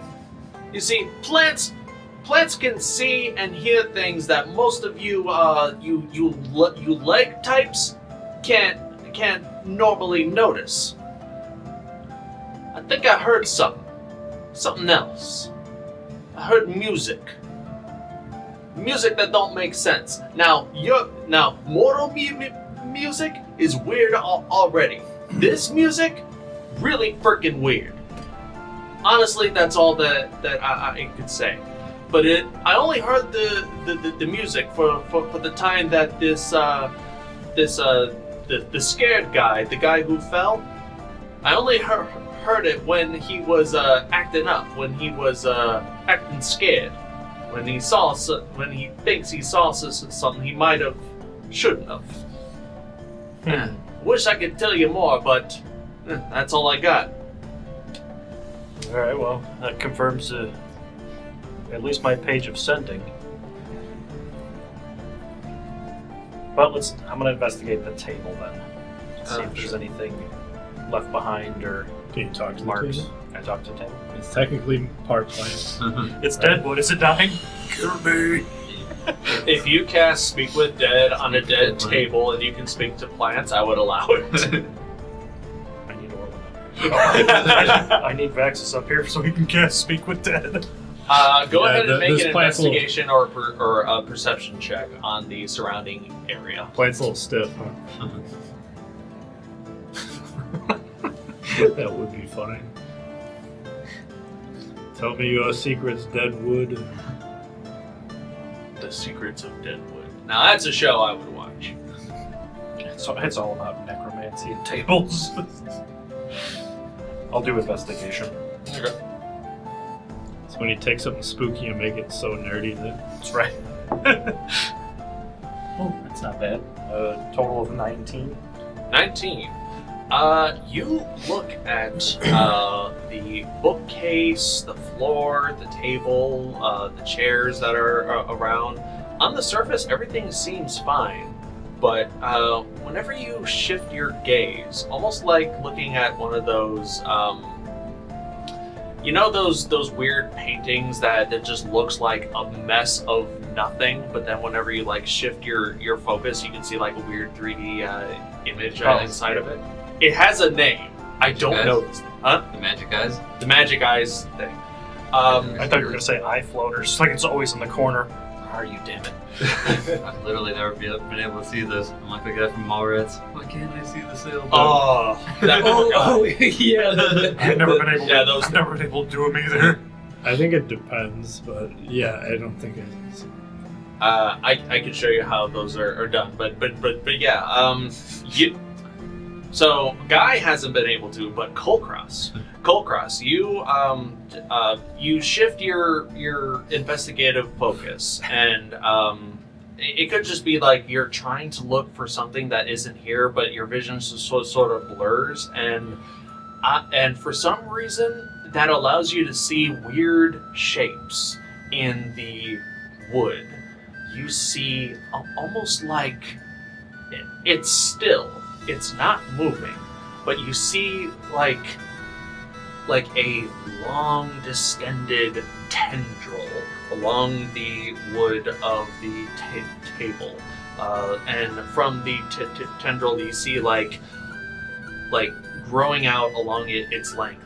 You see like a finger, a hand, a mouth, another mouth, a random teeth. This doesn't look like another one of the false hydras. It doesn't look like a false hydra, no, but I will say you are getting like maybe far realm something vibes from what it is that you see. And you don't see it on just the table, you see it on the nearby chair, the nearby floorboards, and even the along like the exposed wood of the bookcase. Just these random out of place things that definitely should not be there. And you feel only like on wood objects? On wooden objects, yes. And you feel like you are the only one that can see them. But if I start walking down the aisles, do I see them still?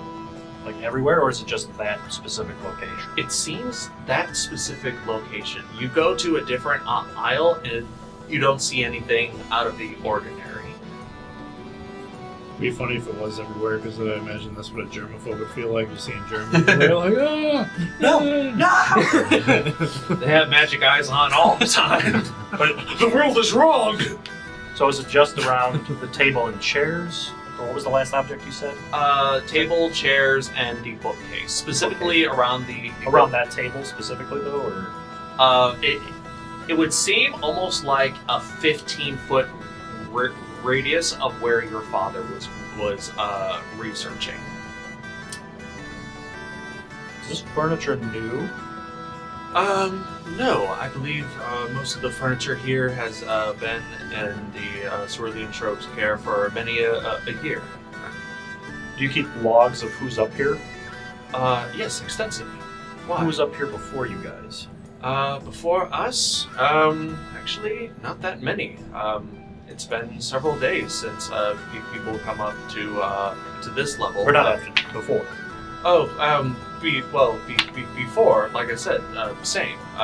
Not many people come up here, other than other lore custodians and whatnot. Just Cerulean Trove personnel to water the plants, sweep up dust. I believe Mr. Sternroot was the only actual researcher doing actual work here for weeks before him. Are any of the tendrils coming from any of the plants? No. It doesn't appear that any... Does there appear to be a source? Like, do they all converge at one spot? Like I said, I would say they just exist freely within a 15-foot area of wherever it is your father was working in. Well, I don't know how to tell you this, but I'm going to explain everything that you just said about that. The tentacles, the mouths. That sounds... I don't know how that sounds. I don't know what to make of that. And because you said I had to like squint or unfocus, or it doesn't appear to be coming through the ethereal plane. Yes. Actually, now this isn't my area of expertise. I'm mostly on a historian basis, but I have heard talks around, so I have little esoteric knowledge here and there. But it sounds like you are describing like a far realm remnant So, my understanding of the Far Realm is limited, but when things from there intersect into our plane, it leaves sort of fingerprints, essences left behind, almost like whenever you walk through grass, you leave footprints. Whenever you wade through water, you leave a channel. When things from the Far Realm interact with our reality, it leaves an imprint, and I believe you might be witnessing such an imprint. What leaves a tentacle with hands and mouths? Anything from the Far Realm. And Rico. Those damn hags again, isn't it? If Fingerprint.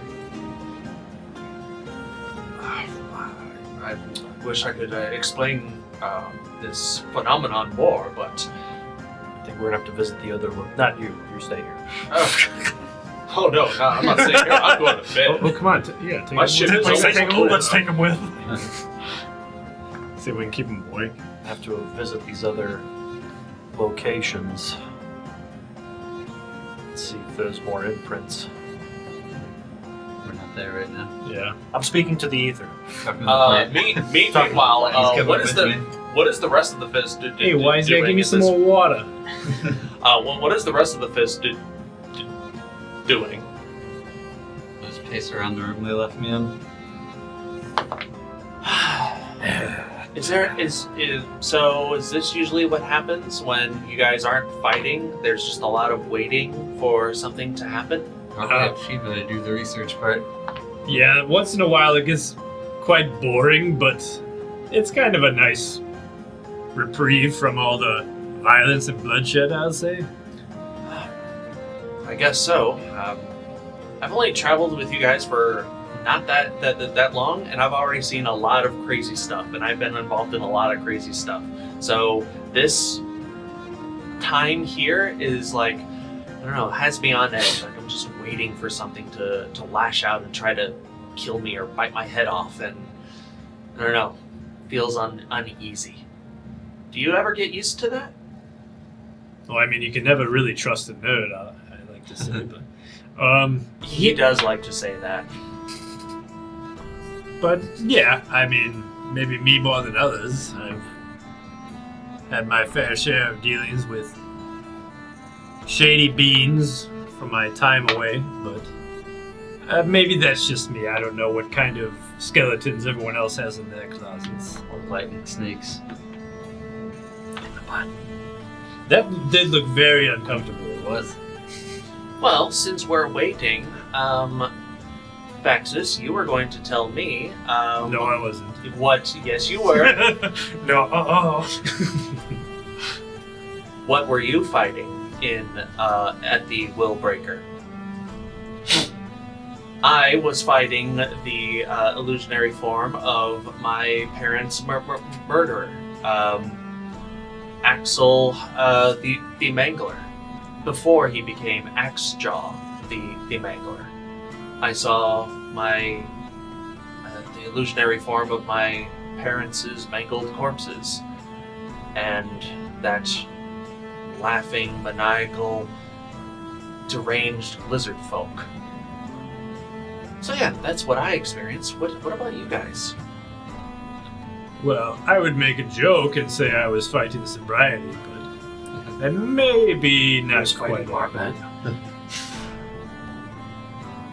No, I was wrestling with my past with Brother Malmos, him mocking me the entire time.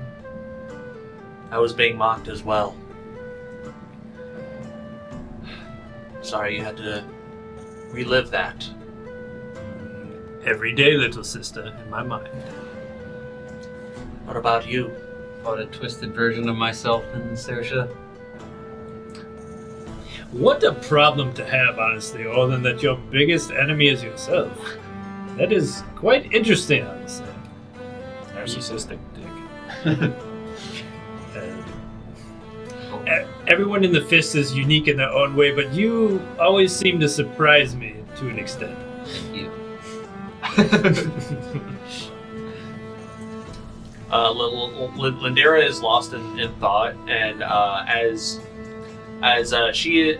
Lindera is able to ascertain when Vaxxus is thinking weird shit, Vaxxus, you imagine that Lindera is thinking, "Wow, 2 Orlins." I kind of like pull her ear and snap out of it. Did she give that preppy girl? That's hot. Hey, find out of the gutter. You don't know exactly what I was thinking. I don't want to, but I have a good idea, and I don't like what I saw. I don't like what I'm making up. Moments later, the door, there's a knock on the door, and Mr. Marrow and Kulkras return from their investigation. Well, guys, I think we're dealing with far realm bullshit and probably something to bite our head off. Some more creepy tentacly things, great. Oh, Mr. Marrow, may I light a fire in this space? A controlled one? Stand closer to that shelf over there first. On the, it's a lantern. Fine, just don't burn anything, please. You watch as Lindera lights the lantern of like far realm trekking, and once again the light shifts from red to green, but it pulsates in a much faster rhythm than it did last night. Is that Morse code for anything? Just so I can read every language? It does not appear to be a Morse code. Yes, it says. It says sit on it and rotate. Will not. He's trying to fight the lantern. It says concentrate. Stare at it. So, Kulkras, do these tentacles and eyes, do they lead somewhere, or is it just like... They were just existing. There was no source. Weird.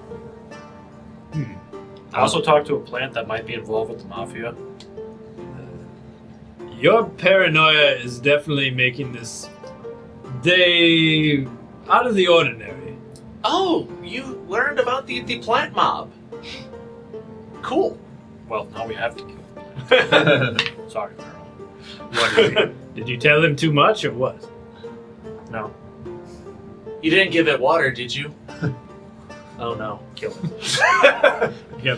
And that is where we're going to take a break. Look, I know you're against fire, but you're going to have to fireball it. It's the only way. I just imagine there's like a little school field trip with it, and this is the biggest hall of knowledge in the... My word, the books! Enjoy these announcements. Once again, don't forget to check out our Patreon at patreon.com/undergroundinitiative. Every 10 patrons, I will wear a lovely wig for an entire episode. For 20 patrons, though, they will be entered into a random drawing for a book, Written in Blood, Volume 1. For 30 patrons, we will do a puppet episode. Stick around, enjoy these announcements, and we will be right back. We interrupt your regularly scheduled broadcast program to bring you these interdimensional announcements from the Underground Initiative. We would like to offer our thanks to the people and organizations that help make the Underground Initiative what it is today. Some of the music you're hearing in the background comes courtesy of Midnight Syndicate.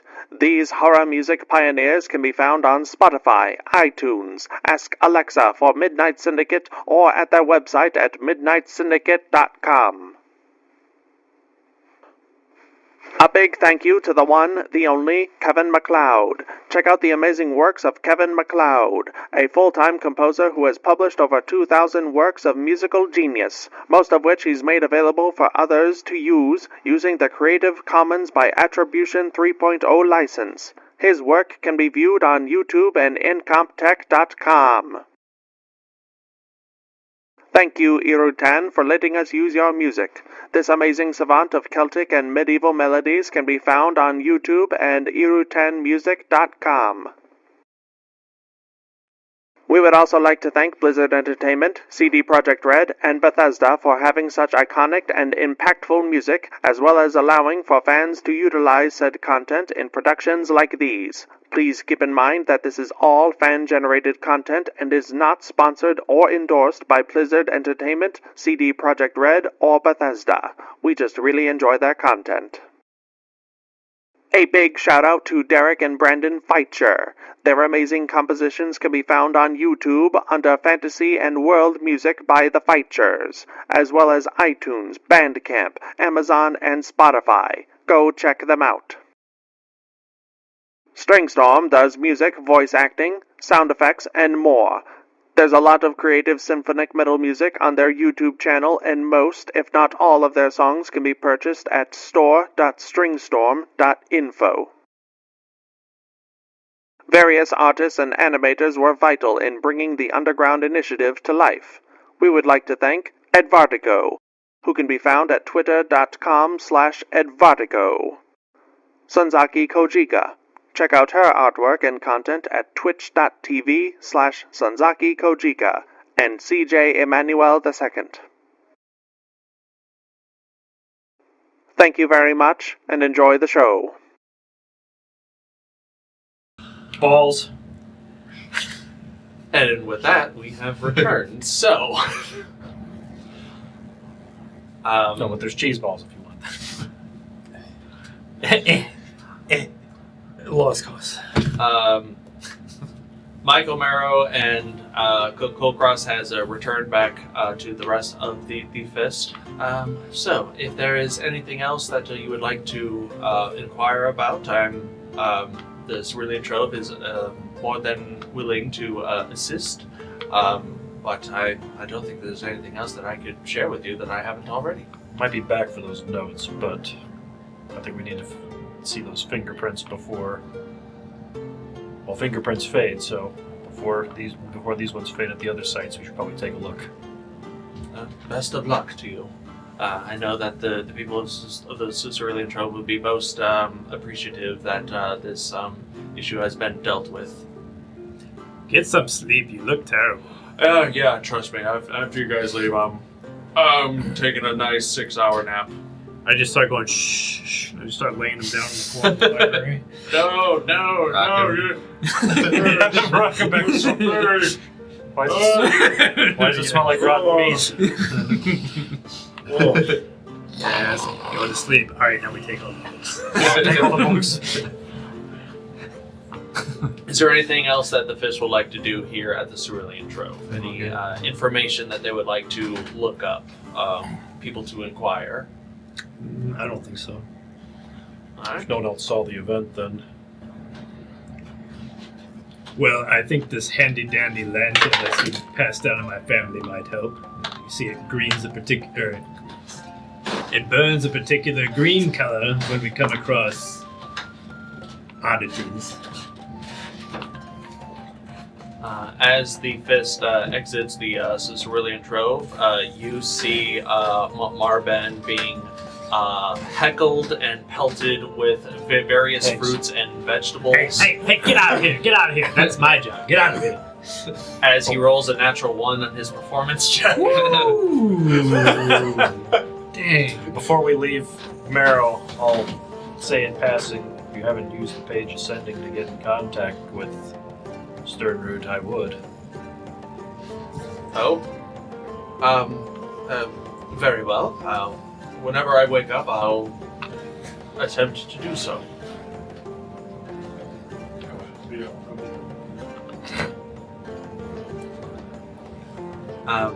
Eventually, Marben just sort of like, and just goes invisible. Is the monkey still there? The monkey is still there.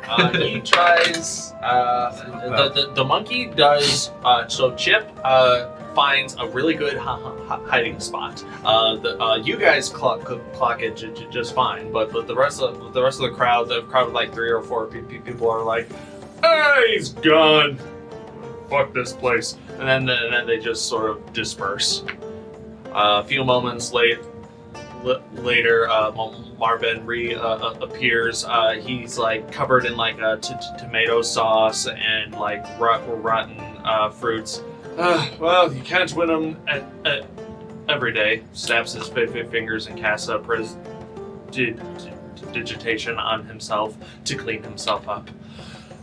Well, I hope your visit to the Trove was much more fruitful than mine. A little bit.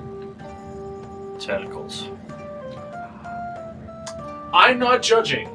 If that's what you're into, good for... Oh, I see. Well... More of an elf man myself. Tentacles. In what... Are we talking squid, cephalopod, or... Far Realm? Funny that you mention Far Realm. The performance that I am currently assisting with deals with a Far Realm related story. Involving tentacles. I mean, I'm sure they're tentacle adjacent. My understanding of the Far Realm, just about everything has tentacles or tendrils once a Far Realm entity enters the material world. That's just part of what makes them them. I don't understand that. I don't understand it. I don't presume to understand it. But yes, the group in the Macabre district is doing a lovely little. I say it's lovely. It's based on a somewhat true story. The story is called Eyes of the Beholder. It follows a. It tells the tale of Gallum Stoneeye, a dwarf who, originally he was a blind dwarf who, I'm just gonna wait until Vaxxus gets back. I'm sorry, I lost my train of thought. What was I speaking about? Eyes of the Beholder? Ah, yes, Eyes of the Beholder. It is a story of a dwarf stone carver, a blind dwarven stone carver by the name of Gallum Stoneeye. He was very well respected and famed throughout around the kingdom of Multan. And he was well known to just make stone depictions and carvings from people just by talking with them. He didn't have to know exactly what they looked like or measurements or anything like that. He was entirely self-taught, and he was able to produce lovely stone-carved buttresses and depictions of the people that he spoke with. Carve their butts? On a special commission, probably. But one night he had some sort of strange dream or a vision, and he woke up with the ability to see by his own account, and he wanted to make a new line of artwork. Turns out his artwork was very monstrous themed.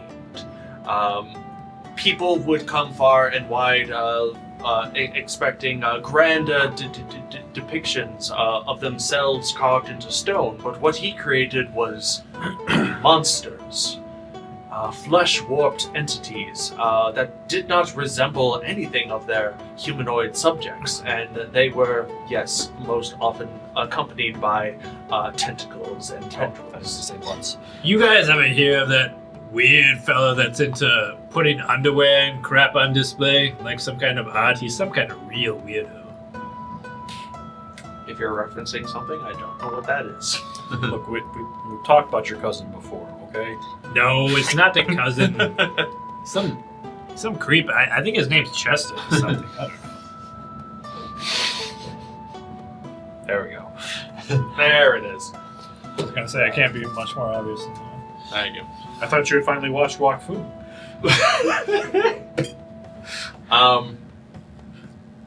But yes, that's one of the stories that's being told. I know that the student group there has been working on this project for a number of months. They even got a really good professor to assist them with their production. Professor Nathaniel Grimtongue, I believe. Does that sound familiar? I think so. The name Grimtongue is familiar. That sounds familiar, kind of. Oh, Found a knife for him. oh, that's right. Oh yeah, he was. He had something to return to him. Was that back in the depths? Where Oh, wait, we was we- that in the- from the The Arcane? tomb with the zombies? the zombies. Dwarf that- zombies. Yeah. We found a knife with his family name on it. Like a family relative or something, perhaps. Just go up to him with no context. Got a knife for you. You just say, "I think this belongs to you." While you're holding it, Pointing it. Does this blade look familiar? My word. Just take my money. No, it has you. That's how I think Marvin got booed when he rolled a natural one instead of pulling a rabbit out of his hat. He started pulling people's coin purses out of the hat. That'd be more impressive. Is that list of names we got? Does that have the dates that they fell asleep to? More or less, yeah. When was the first one? The first one. Hold on.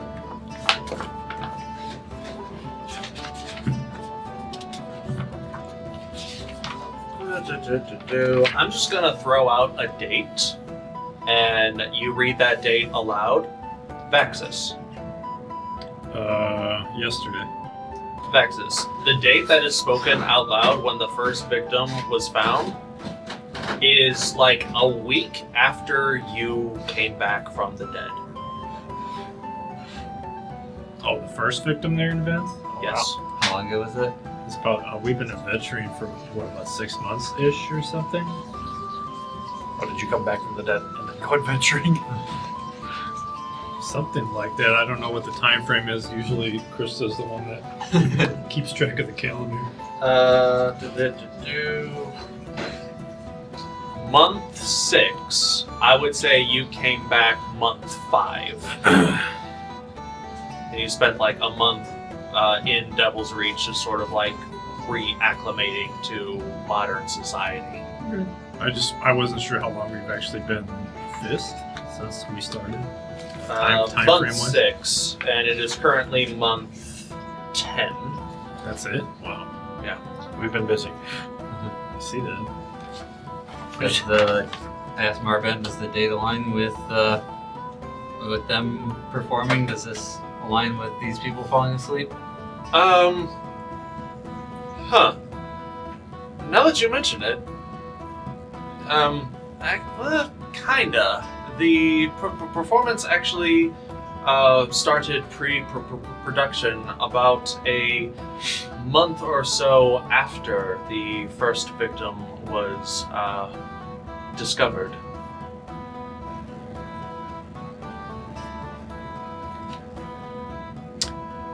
Let's go to that location real quick. Sure. It's a little early, but we might be able to investigate the theater that they are, working on their production in. I can show the first victim. Oh, the first victim. Yes. Sure. According to your notes, the first victim was a janitor who was found near his home. His duties for the night was to restock cleaning supplies in one of the grand theaters for the Art, Macabre, and Choir District. Not janitor Steve. His first name is Stephen. No! Did I just speak that into existence, or do you have that written? Nope. But it's with a PH, okay? Names will come to me when they need to. Actually, Stefan. Stephen with a PH. Sounds like a doctor. Dr. Janitor.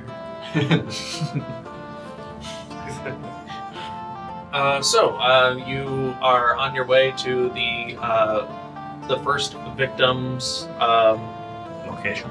the location where the first victim was found. Yes. All right. Well, right this way. Like you read off the address, but Marben knows where to go. So you guys make your way to the Art District, a district where moments of artistic expression are made manifest, so that they may stand the test of time. More like sculptures, paintings, macrame, like the creation of items that are meant to convey a thought, a feeling, an emotion, a passion, an idea. This district is filled with various like real life, like active sculptures, pottery being crafted in front of crowds in various ways. Some entertainers are blindfolded as they paint on curious things on canvases. They're naked. If we see any unsauced macaroni, we know we're close.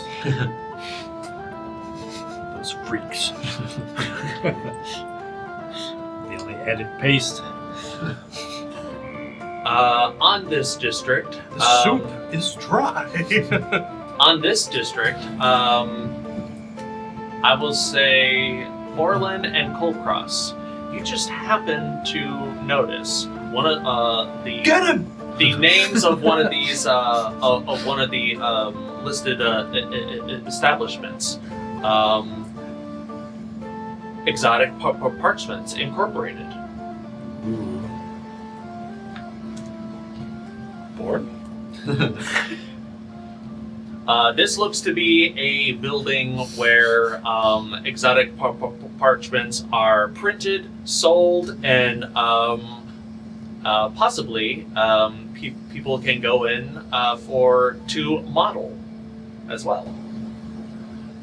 And there is indeed a barker outside, a very sleazy-looking goblin in a fedora. He's like, come on, who wants that picture taken? Who wants to be part of exotic parchments? I look over to Linda. If you need money, I'll give it to you. Don't you dare go over there.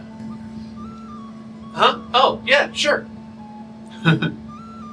She's already in the building. Yeah, sure, whatever. Damn it, girl.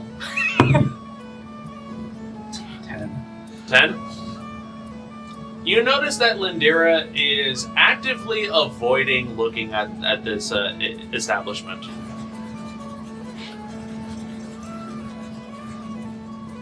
Anyways, you find you find your ways to a nearby apartment complex, and according to the notes, Stephen, the janitor, was found nearby his apartment complex in like an alleyway that leads to a stairway that leads up to his particular unit. He was found collapsed on a stairwell. Sleeping on the job. Kulkras. Once again, through your robe, you see a more concentrated instance of just things within the space between the material realm and beyond. You just see a more concentrated mass of activity in this space, very similar to the 8th floor of the Cerulean Trove.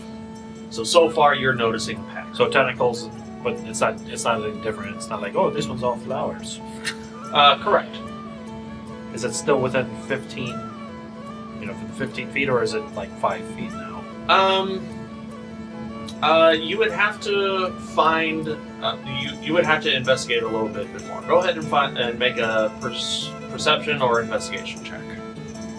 I will do investigation. It's not a field of cotton candy. Say what theater he worked at on that list? Sure. He worked at He was a janitor for one theater. I thought he was 3 theaters. The Grand Theaters, which you don't know how many there are, for Art, Macabre, and Choir. I thought he was just getting, or he had to go to, or was getting home from the Macabre Theater. He was assuming the timeline. His duties for that particular night was to restock cleaning supplies for the Grand Theaters at these particular district. Afterwards, he went home. Art Macabre and what else? Art, Macabre, and Choir. 23. 23. You look around and for what you remember on the 8th floor of the Cerulean Trove, the mass of ethereal plane activity was mostly throughout that entire floor. It wasn't just concentrated around that 15-foot area, but the weird imprint on the tangible surface. That's what you saw. Oh. And at first you're trying to find that. And you're having a hard time. And you're trying to look at it from different angles. You're trying to look at it from below, from the sides. Eventually you climb these set of stairs and you go to the 2nd floor, to the 3rd floor, and then you look over to the side, and then your vision is sort of and that's when you finally see it.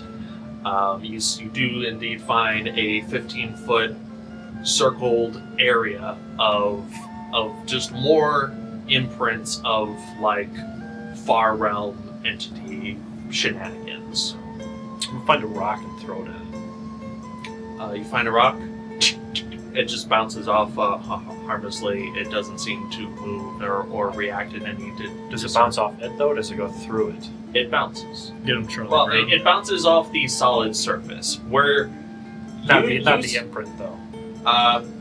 The imprint is on the solid surface, almost like whenever you look at. More like a wood carving. I thought it was there's just this tentacle just laying there, oh, it's dead now. Quick, do the monarch symbol.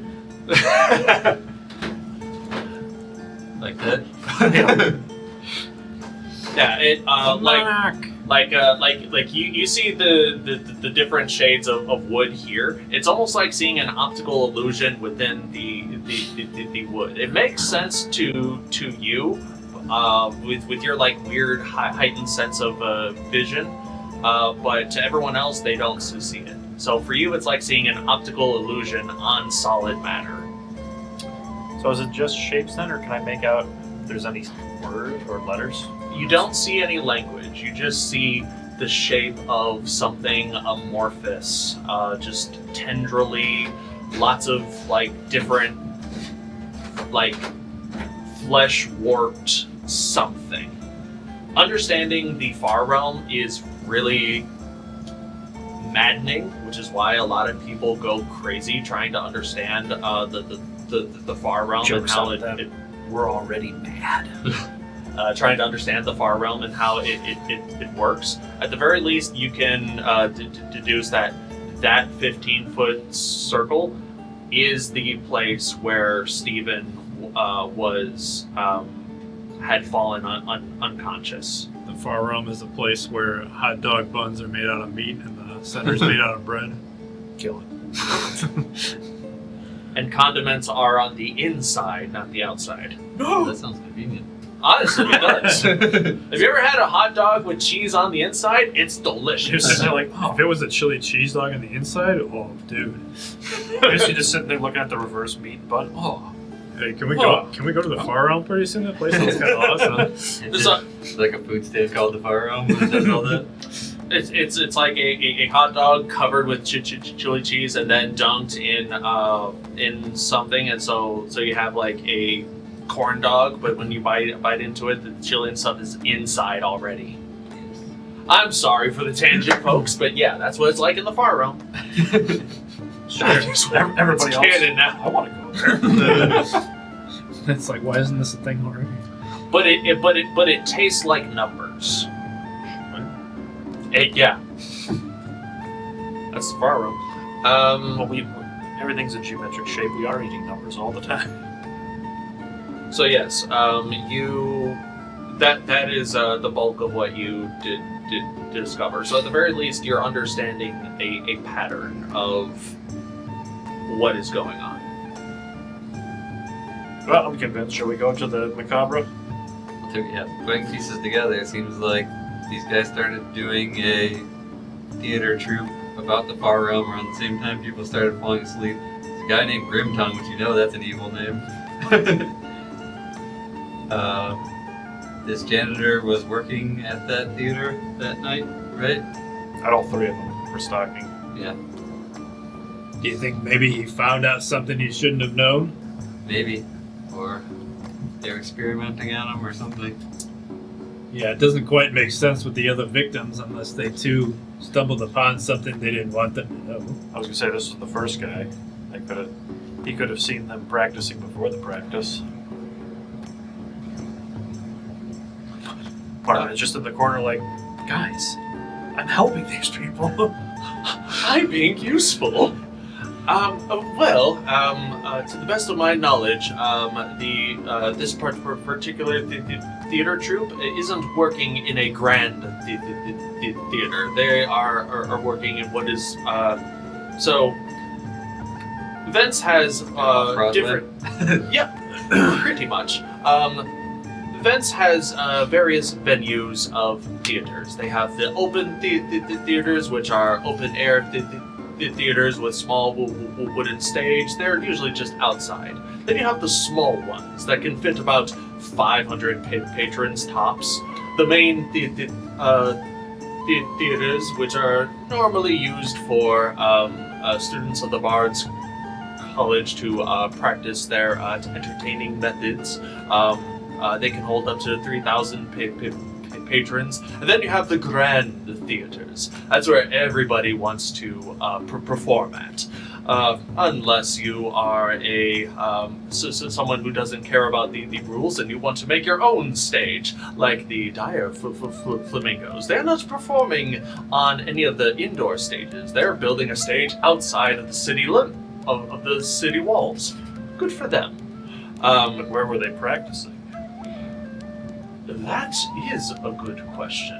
Unfortunately, I don't have that information. But I think they're either other members of the Dire Flamingos or their manager might know. Does the list say where she fell asleep at? And was she the latest one? Yeah. You take a look at the list, and it looks like.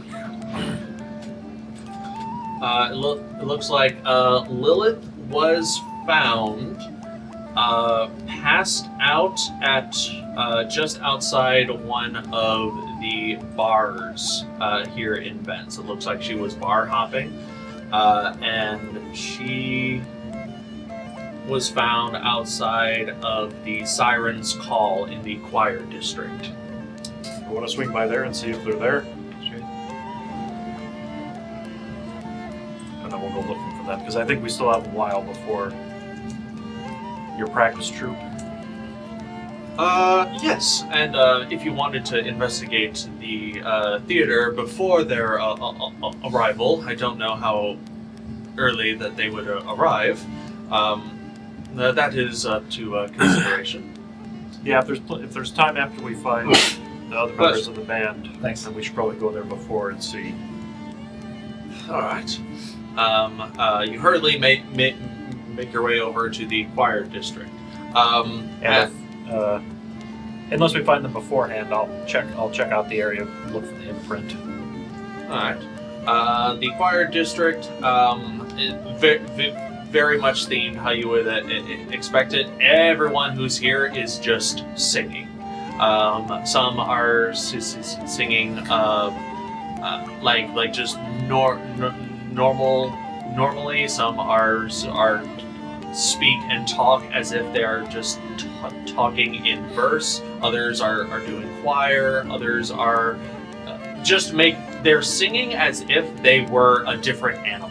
So like if a bear could sing. It's very like pseudo interpreted. Spoiler alert. Interpretive.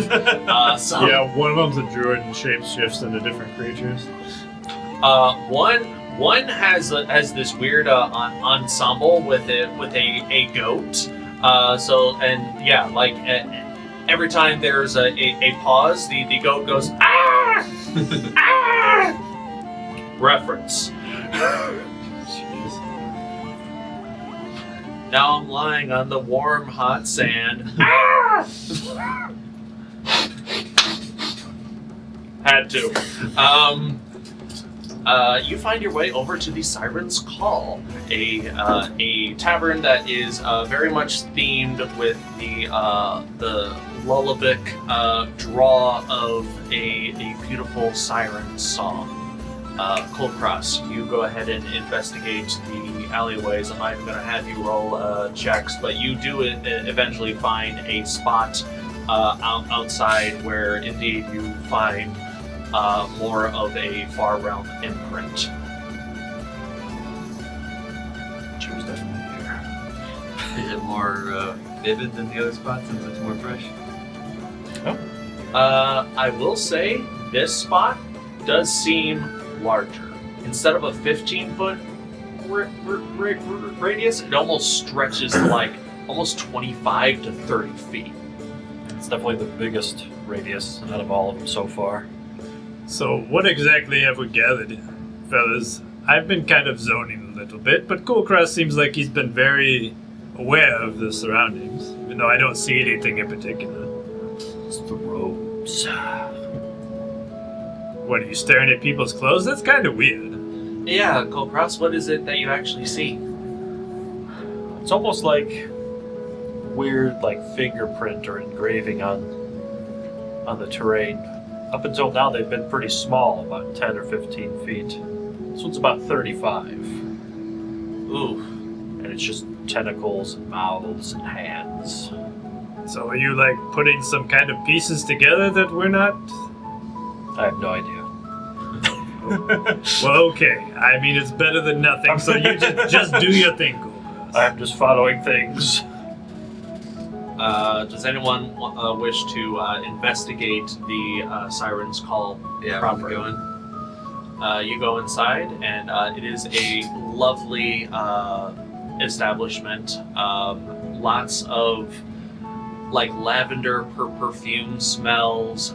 There are like water like very fancy water tanks with mermaid-like creatures that sing underwater, and that it harmonizes very, very beautifully. Just stepping in here just fills you with a sense of calm. Are there like drowning people in there too? Like, did that come too close? That costs extra. Sorry. It's a mythical swirly. I had to. I'm not sorry.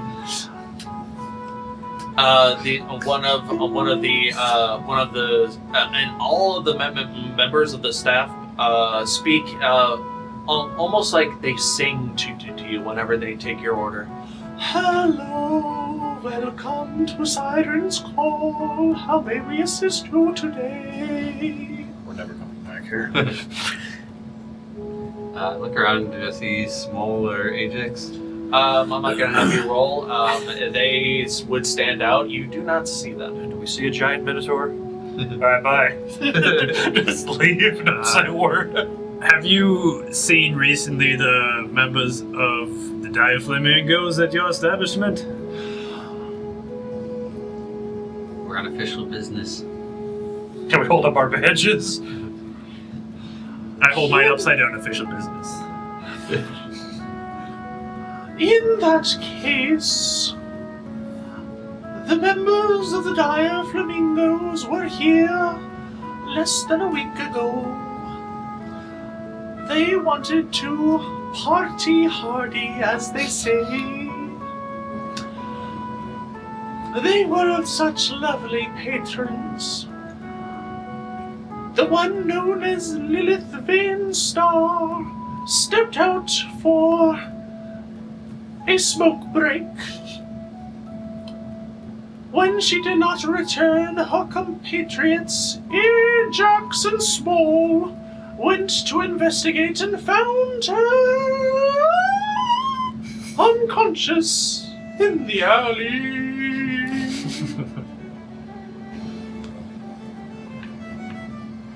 I leave. You know their manager's name by chance? Yes!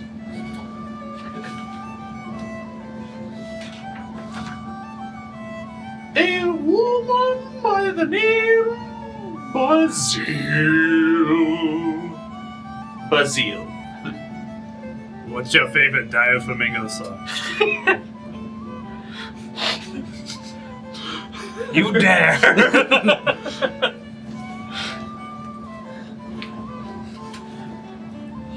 9 rings of pain. That's a good one.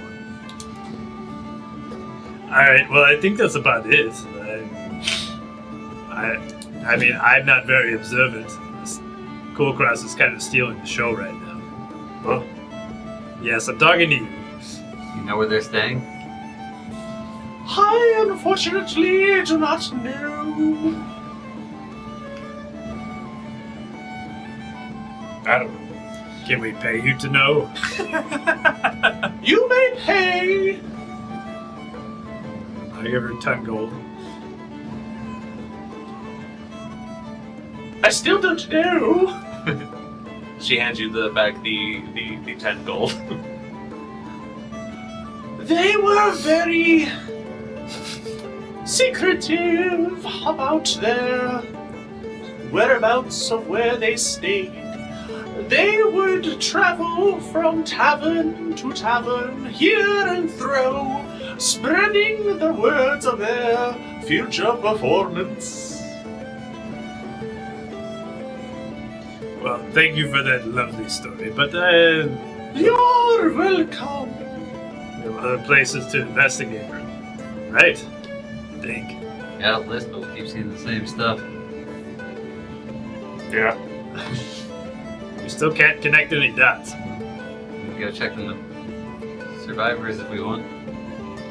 It's true the band could be there. I guess let's go take a look. The helping hands. You step out of the siren's call. Looks like Marben is doing a little bit better. Only one tomato. Ooh, got straight a bomb.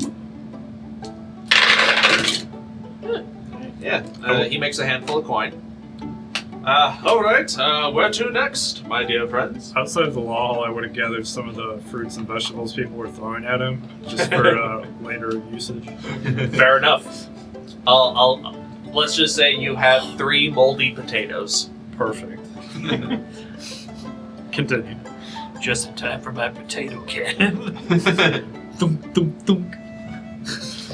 As you guys are making your way back to the law hall, Orlin, you spy walking opposite of you guys a small entourage of well-dressed individuals in a flying V formation. At the head, you see Count Nathan Shudon. I feel like that's who it's gonna be. Dressed in red and gold attire.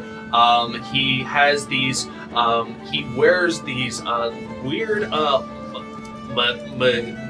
mechanical mogs on the outer side of both of his arms, very reminiscent to the one that you've seen Shiima wear. He has short blonde hair and a golden metallic headband, and on his sides are these 2 oddly shaped revolver pistols that have some sort of short blade attached to the end of them. Do you have And- thaumaturgy? Yeah. You should use it just because it can do whispers. Just go. Chudon's a bitch. Or I just imagine like evil Orlin would be like, all right, hold me back. You do see that he is traveling with an entourage of like uniformly red and gold dressed individuals. It looks like this is his adventuring party. He definitely takes stock of you, and he's like, Ah, why hello there. Count Orlin Trinette of House Trinette. Oh man, if you forgot his name, Orlin would have been. Oh yes, Count What's-His-Face. Count Nathan Chudon. I know we've ran in the same circles, but I don't know if we've ever formally had a conversation together. Ah, yes. Quite right. Well, what brings you all the way out here to the City of Stories? Work and music, hopefully. A little bit of business, a little bit of pleasure. I like it. Well, I don't think that there's any much here that can be done. I don't think that there's much adventure that this place can offer, at least not the Ember Bloods here. Isn't that right? and you see that his compatriots look equally as swarmy as he does. Go ahead and make an insight check. I slip Orlin one of my rotten potatoes. 17. 17. You think that these people are definitely hired. Like these are hired, seasoned adventurers. They are not his friends. They look competent. They do look very competent. How does his armor look compared to mine? He wears leather armor. In fact, while you are built like a football player, he is more built like a dancer. He is lithe. He is thin. He is. You imagine that he is rather toned for his stature. Wait, he would recognize Orlin now that he's a giant?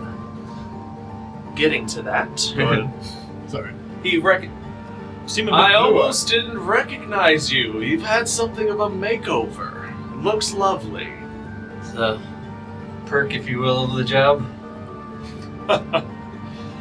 Honestly, if a perk made me grow 2 feet taller, man, I should have gotten into the adventuring business long ago. Why, what sort of devious things you would have had to have done to reach such a stature? I hardly imagine. Nothing too devious, just made friends with the right people. You'll catch up eventually. Oh! You definitely notice that he takes offense at such a thing. Ooh. I see. The upscale burn? Ooh, I like it. Well, I'm sure whatever friends in low places you've managed to make are... Just because he lives underground doesn't mean he's a lowlife, okay? So he is in low places. Oh. Well, I guess they would be in good company after all. Well, I believe we've dilly-dallied a little bit too long. Enjoy the city sights, Count. And you? He shoulder checks you on the way out. Assuming he falls flat. Can I make an athletic check to see who wins the shoulder check? Absolutely.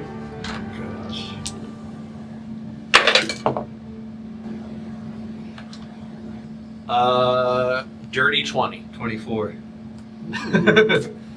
It's almost even, and you definitely, you know what, Orlin? As he shoulder checks you, you see that there is, with your blind sense, you can see things that are, you can sense things that are around that are trying to like obfuscate. There is something on Count Chudon's shoulder. something invisible. Something with the same size and stature of Nilro. You notice that in the shoulder check. When they're a few feet past us, I grab Kulkras and be like, do you see anything there on his shoulder?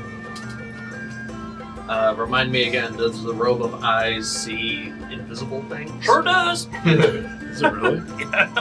Jeez. 120 feet of dark vision. The only thing your vision can't do is see through darkness like me. Other than that, your vision's way better. Still can't see why kids love Cinnamon Toast Crunch. No one ever will. Yeah, Kulkras, you definitely see an invisible imp on Count Nate Chudon's shoulder, and his face looks just like Nate's face. His is smaller. As we walk past, I whisper to Orlin, "It's now or never. Use the potato." I'm above that. I'm not. They're at the end. Did you really throw the potato? Do I? Otherwise, I wouldn't leave it in the pocket too long. No, I won't. Getting back to potato. I debate taking a bite, but then I put it in my pocket with the other potato. Nah, wait. Marvin speaks up after that encounter. Well, that was rather tense. A noble exchange. So that's how a lot of interactions between nobles go. Ugh. Ugh. Ugh. Well, at least I know what to look forward to if I ever become famous enough to perform amongst them. A lot of words while saying nothing. Yeah. My brother's an expert at it.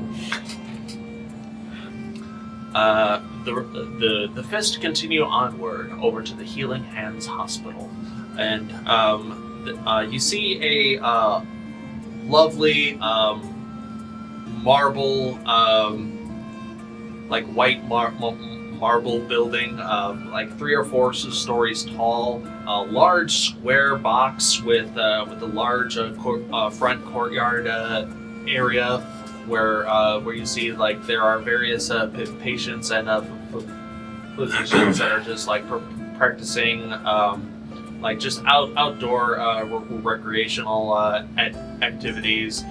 Some are in like physical therapy and whatnot. You also see that there are a handful of nullified mages that are just like sitting on random benches, just staring off into space. But they do have like nurse practitioners and caregivers around.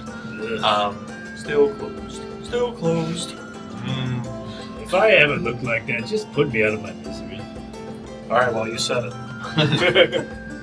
You get away from me, Kulkras. I know where you sleep. Mage Slayer. Banishment. Mage Slayer. Banishment anyway. You find through various inquiries and whatnot, you flash your paperwork, and you are taken to a floor where indeed the comatose are being held, and you see a bed of you see a room with a number of beds. 12 of them are full with just people who are. Like their eyes are closed, but their eyes they are constantly moving underneath their eyelids. Indeed, you do see Orion Sandcrafter, Shiima's brother, is amongst them. And Kulkras, you see your father, Mr. Sternroot, because I've given up pronouncing his first name. I Pretty much just London with an M. Sure. Why are you talking about my dad's penis on this? However, I gotta make it weird. around You said it the first time. around Lottom's stern route, you see a couple other familiar faces. There's the people who are like just like watching over and attending him. You see Asamira, the female Minotaur from your village, and Thurnar, the dwarf. They look up and they notice you. Oh, Kulkras! Oh, Asamira, Kulkras is here. What? Oh my goodness. Hi. Oh, well, this is awkward. Yeah, we heard about it when we came into town. You guys go ahead. I'll catch up. While this is going on, over by Orion's Sandcrafter, you see the rest of his crew, the rest of the war band. You see the female dragonborn Zalnith Swiftstring, a Kenku by the name of Echo, and Telia the Satyr, the head of the Fist / Orlin's fan club. Orlin. Oh my! Count Orlin Trinette, the Fist! Oh my goodness, this is... Oh, please tell... I'm so excited to see that you guys are here, but please, are you here to help? We are here to help. Oh my goodness, thank you. We're here to make it worse. I mean, we're... Oh my goodness. Do we all hear that? Just like, we're here to help. We're here to make it worse! Asamira, comes up to you, Kulkras, dressed in almost like a leather, like a thick leather long dress with like buckles and straps and bones. She is a shaman in training back at your village. Hi. I'm sure you have a lot of questions. I'm sure we do as well. But please, you go first. Hi. Well, we came here looking to solve the problems of people falling asleep and realized Father was here. Yes.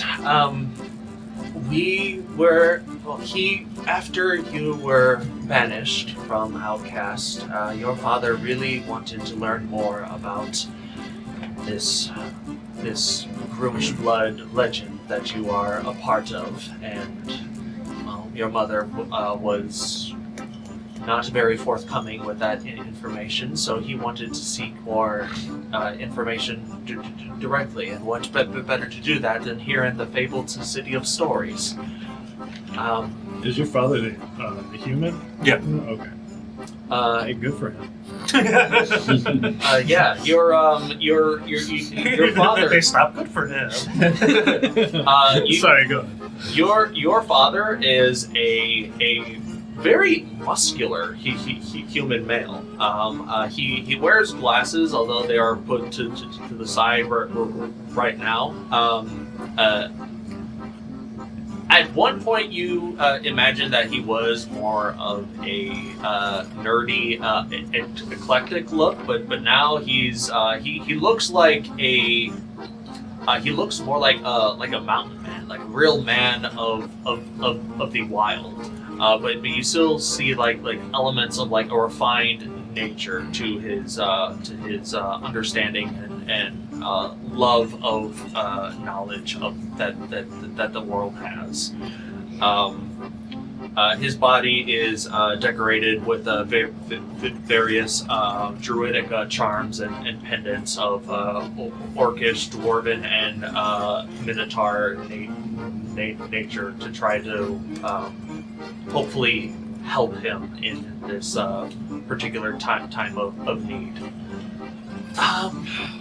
Your father was really adamant to understand what it is that you're going through since your mother was not as forthcoming with this information. Even though he is married into the family, this is still very closely kept in secret. But he is a lore seeker, and he wanted to learn more. He asked us to accompany him on his journey, and while he was in the city of Vents, he told us that we should explore as well to try to learn more. He heard that he uncovered information about about the totem at the Wild Gallop Garrison. That's why he sent us there to see if we could investigate more. And that's where we found you there, unconscious after a teleportation mishap. Yeah. Oh, was that when Shiima tried to teleport us to what's that place? To the fort. Oh, right. Yeah, we're like half inside out. Yeah, luckily when we teleported the other time, it didn't do that. We kept in contact every day until one day all I got back was static, trying to message him.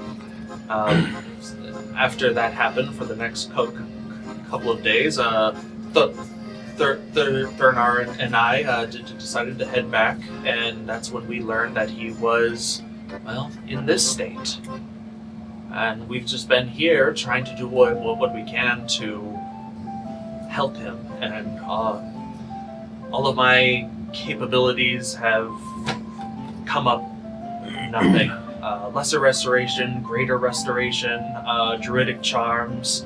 I've tried to look into his mind and visions, but all I get back is nonsense. It's almost like his mind, his spirit, his essence is very far away.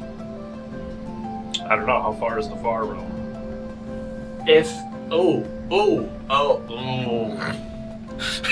The farthest one can go.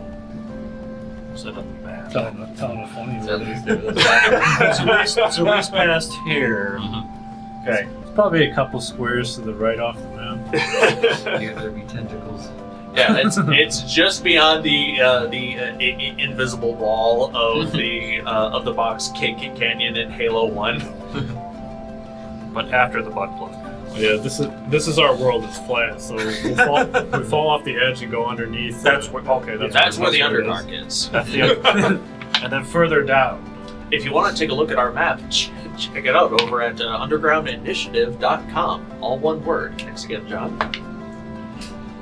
But yes,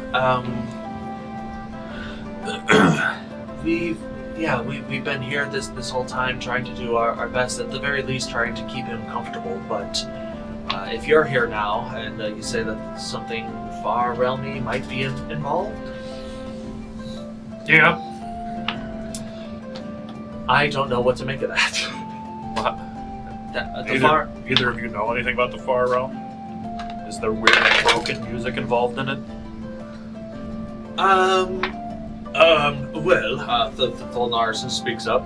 The far realm, as we understand it, is a realm of madness. Everything that makes sense to us, I speak words, you hear them, you can interpret their meaning, and you can understand what I'm saying.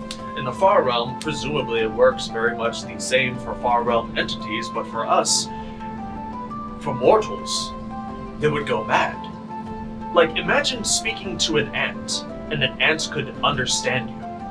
That ant would go fucking crazy.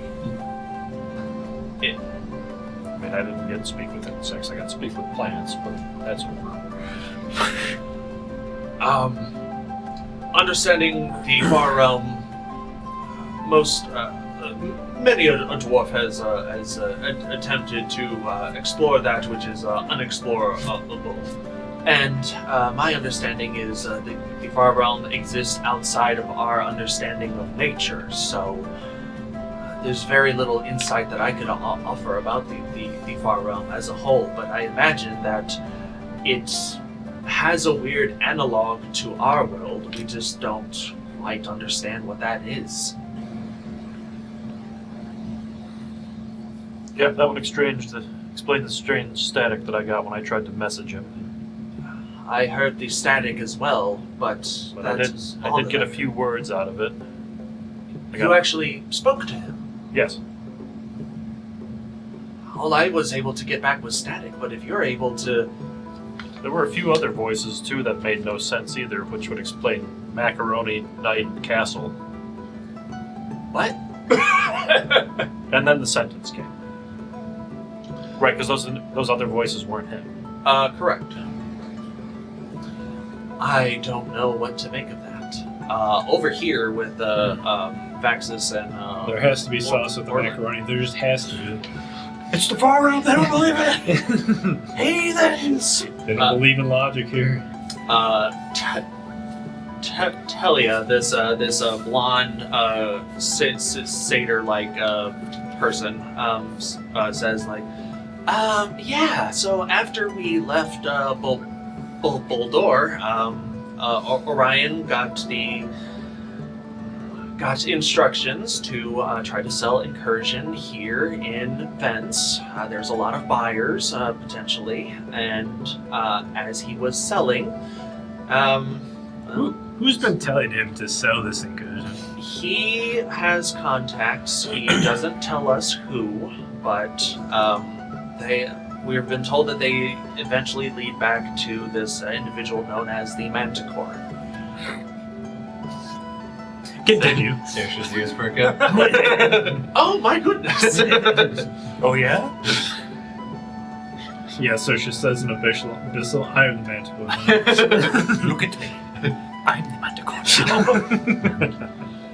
But whenever,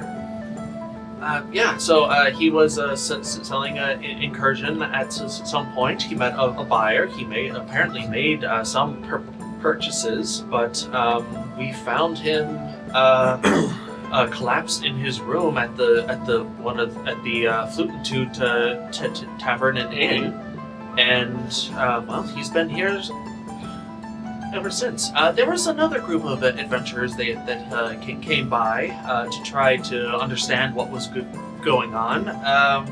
What was their name? The Ember Gourds? Their name was useless. That's actually it. Echo, the Kenku speaks up. I am Count Nathan Chudon of House Chudon, and I represent the Ember Bloods. That's it, the Ember Bloods. Best use of a potato I would have ever seen. But he seems to think that this is due to Incursion. We heard that over the Vox box not too long ago, but there's no way Incursion does this. Is there? Can it? No, I don't imagine so, but... We've had quite a bit of experience with people juicing and haven't seen anything like this. Tell them about the demons that crawl out of their ass. Not there. But, yeah, I have a funny feeling your supply is going to be running out of it very soon, so just a heads up. Oh, well... okay. You might want to come into a new side hustle, if you catch my drift. Right.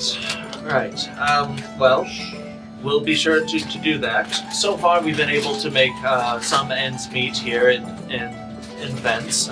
We are all bards, so we all get random gig jobs wherever we can. It's been able to keep us afloat, and it's able to help pay for extra treatment for Orion here. But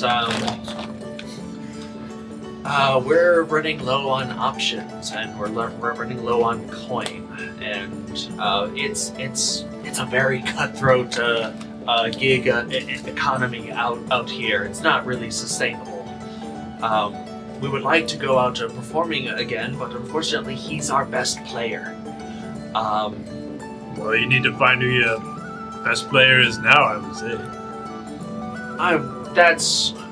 Well, we've been discussing that, but it feels like it would be a betrayal to Orion. See, we all came together, and we want to try to stay as like this close-knit family that, a found family. It would be so weird to replace them while he's like this. That's very noble of you, but I'll be honest, he can't hear you. Come on, wake up! Wake up! And I yell at him. It's very professional. Wake up! He's not gonna know, and you have to kind of look out for your best interest in the now, and I'm sure you can either not tell him or beg for his forgiveness later. He'll understand. Possibly. We've noticed that Shiima isn't with you. Is Shiima in the city as well? I'm not sure where she is. We kind of parted ways a little further back. She had to kind of convene with her people and get back to her roots a little bit. I see. Well, I hope wherever she is, she's... Everyone has their own problems. We understand that. Back to Kulkras. Where'd you get those cheese balls? Down in the commissary. Here, you want some? They're really good. But yes, we've been trying our best to look after your father and try to understand what has happened. Obviously, he's not the only one. We've talked to several of the patients' families and friends and whatnot. Everyone else has similar stories. Just found collapsed in secluded areas, usually at night time. I seem to have noticed that most of the collapses seem to happen under the light of a full moon as well. That's what the guard told us as well. Well, if you did, since Far Realm shenanigans are at work, that does help lead a little bit of sense to what is going on. Most people have forgotten this because of the long time of the arcane drought, but the moons act as an arcane amplifier for various magical means, and this is especially true for the Far Realm as well. So if the Far Realm is trying to reach through and do something and to try to affect the material world, with or without a guiding hand, he just can't keep his hands off my balls. then a full moon is the best time for the Far Realm to interact with our world. And unfortunately, this month the moon, not only do we have one moon that is going to be constantly full all month, but we're very, very close to the day of Raven's ascent, also known as Dua Luna, where both moons become full. And when that happens, if the Far Realm is involved, I don't know what could happen. But usually the Far Realm can't interact with this world, not by themselves. There's usually a guiding hand. They usually have the help of a mortal, like summoning a fiend to do one's bidding. They still operate under those sorts of parameters. So, if there is someone or something calling the Far Realm to this place, that's what you would have to find. That's what we're looking for now. Do you have any leads? You! We're trying to find the band members.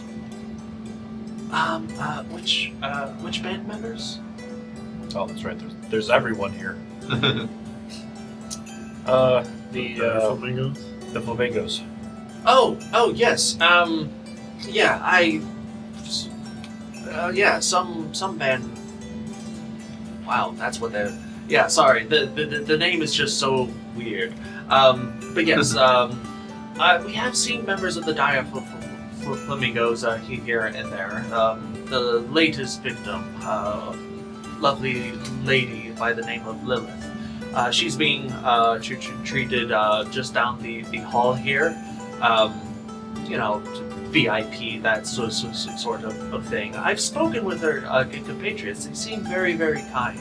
And they've expressed that it's not that they don't want Lilith here with the rest of these victims. It's just that she's the only celebrity that has been afflicted in this way. And No they, respect for lore seekers these days. they don't want her mobbed by... They don't want fans or unruly fans to, interact with her in this fashion. You know they're down there now. Actually, I think I did see a couple of they're very hard to miss. I think they're here now, actually, if you'd like to speak with them. Like I said, they're just down the hall. Yeah, I think that's our next step. I think one of my party's fan people are here. Oh, I see. Well, because since you guys are investigating, I'm sure they would be able to assist with whatever it is that you might need. Best of luck.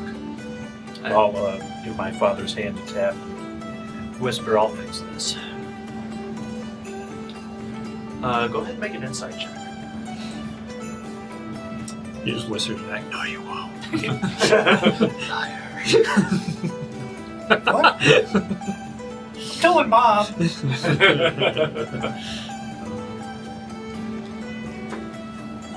still a disappointment. My heart. Just because I didn't become a nerd! I didn't want to be a nerd, Dad. 14. 14. As you say, I'm going to make this right. You feel the very slight twinge in his thumb that tries to connect with you. It is very, very brief. Could be a muscle spasm, could be your father trying to reach out, but you feel like this definitely isn't over.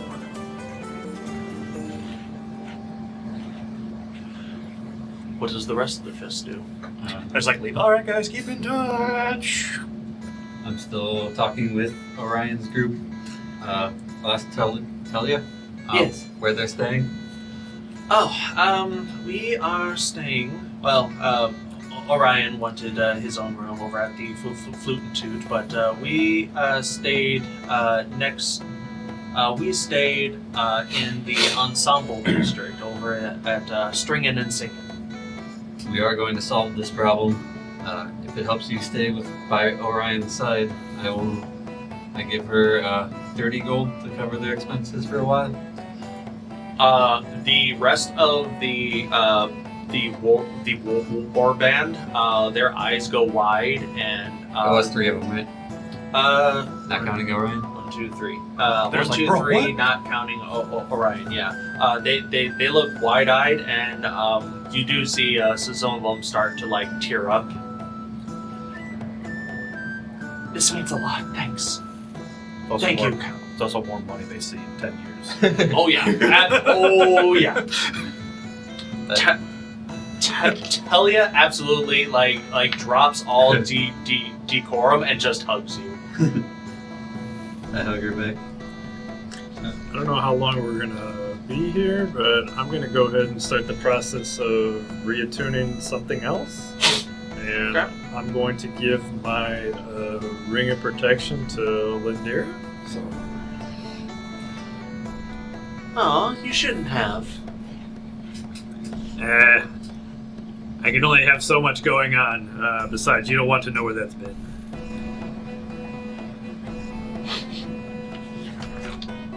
It will help protect you. She takes the ring and sort of rubs it on Orlin's armor. All right, now it's clean. That counts as one favor.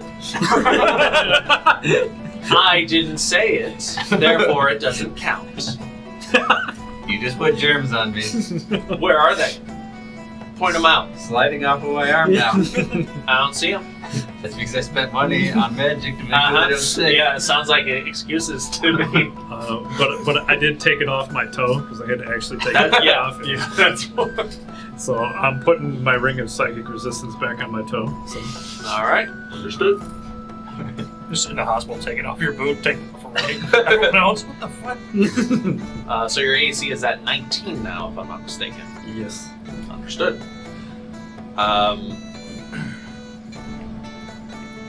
We will make sure that this money is put to good use. Thank you so much, Count Orlin Trinette. Happy to help. We're happy that we are being helped. Eventually, the Fist makes their way down the hall. Unless there was anything else you guys wanted to discuss in this room, in this space. Hopefully they never send us on a rescue mission. I feel like we're going to be that droid from Rogue One. You are being rescued. Please do not resist. Give it time. Yeah, I don't think you could have said anything better than that, honestly. At some point,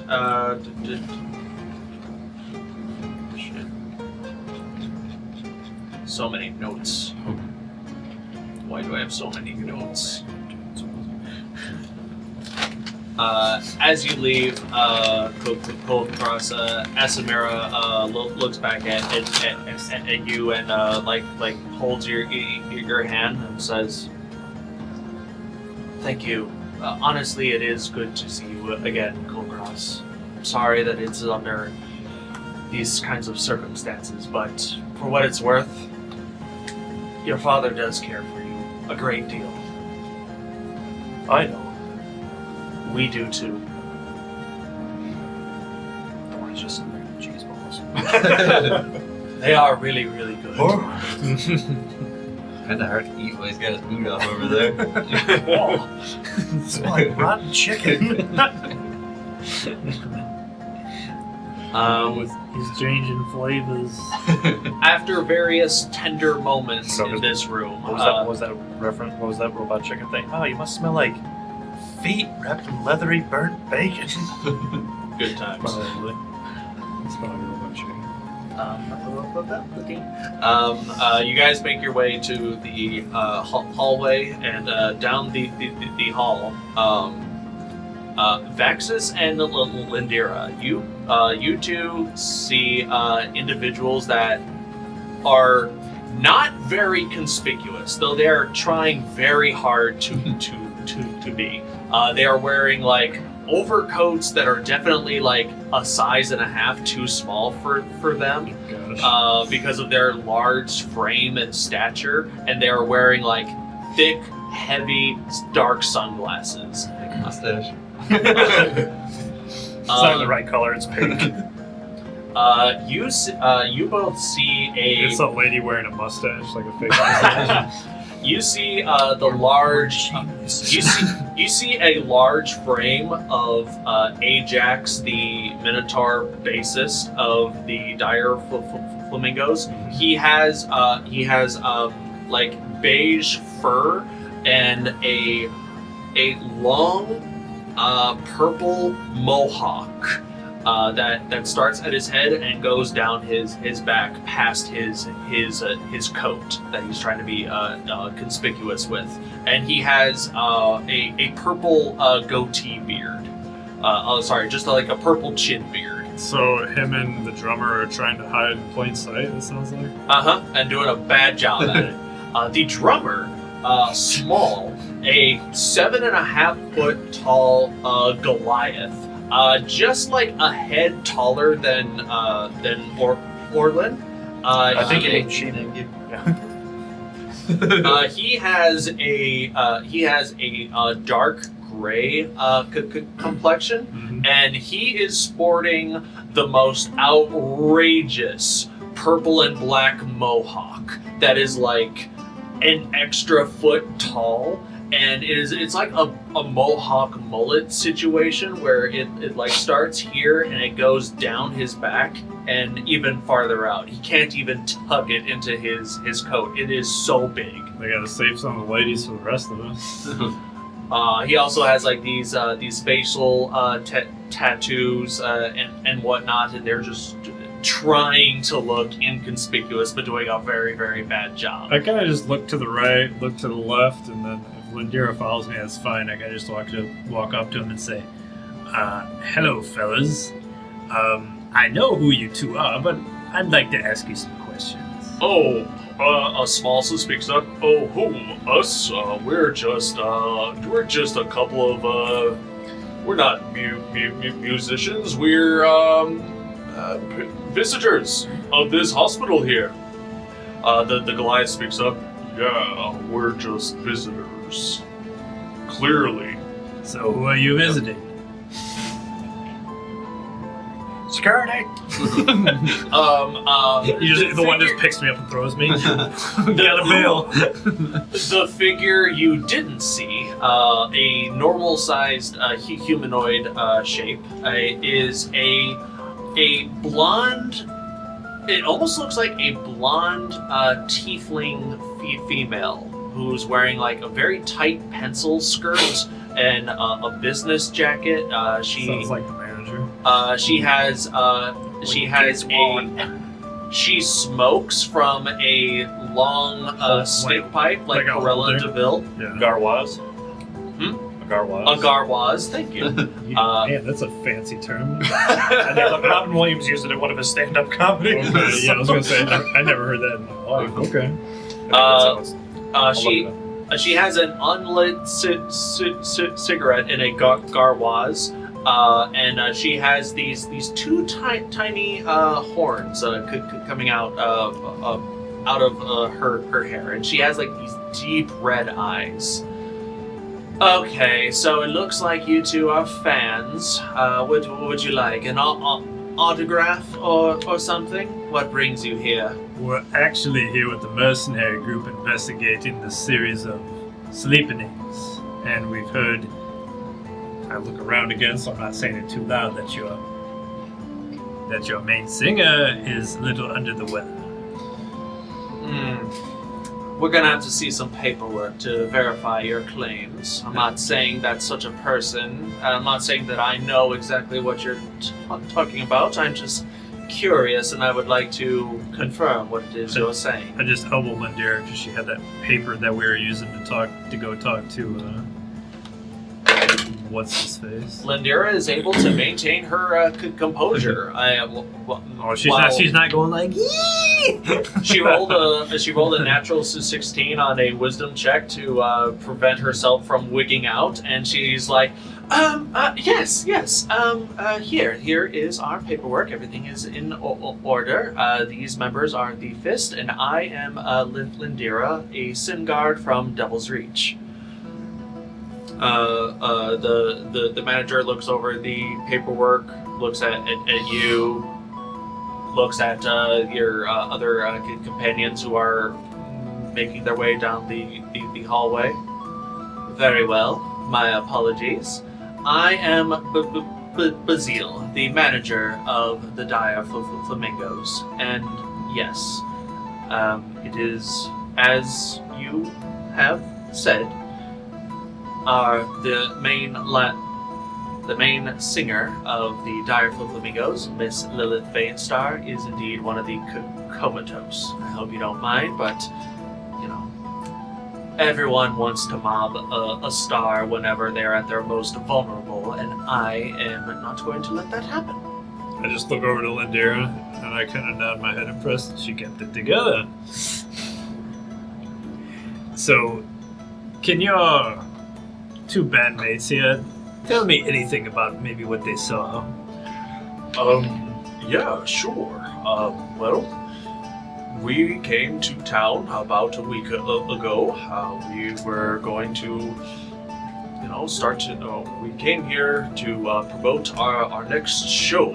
We are going to perform outside of the city gates on the night of Raven's Ascent, the 13th of this month. And in order to generate some hype, we started to do what we do best. We bar hopped, we pub crawled, we did a small, no pun intended, performances here and there just to show people that we are here. Last time we did that was over at the Siren's Call. Lilith stepped out for a smoke break to smoke. Bad habit. Bazil. Hey, she's a grown woman. She can do whatever she wants. Clearly. Anyways, she stepped out for a smoke break, and once we realized that she wasn't coming back, we went out to find her, and we found her in a state of unconsciousness, but she had a very panicked look in her eyes, but that slowly started to glaze over, and she was just blank. And then we brought her to the Healing Hands Hospital. We've been trying to do whatever we can to treat her, but nothing seems to be working. Did you see anyone around in the vicinity when you found it? Oh, this is Vents. There's people everywhere, but no one in the immediate vicinity. Trust me, if there was someone, I would be hanging them by their nether regions, demanding answers. Were you at maybe a private section of the location you were at, the bar, or whatever you say you were at? I wasn't at the bar. I was out on the outskirts of the city, making sure that everything was in order for the performance. But now, we're probably going to have to cancel. I would hate to hand the reins of such a performance to sub B-listers like Loose Noose, Death Knell, or Smashin' the Girls. They've had some songs here that they were okay. Okay is not what the Dire Flamingos are. I should know, I've been managing them for the past 15 years. Inside check. Make an insight check.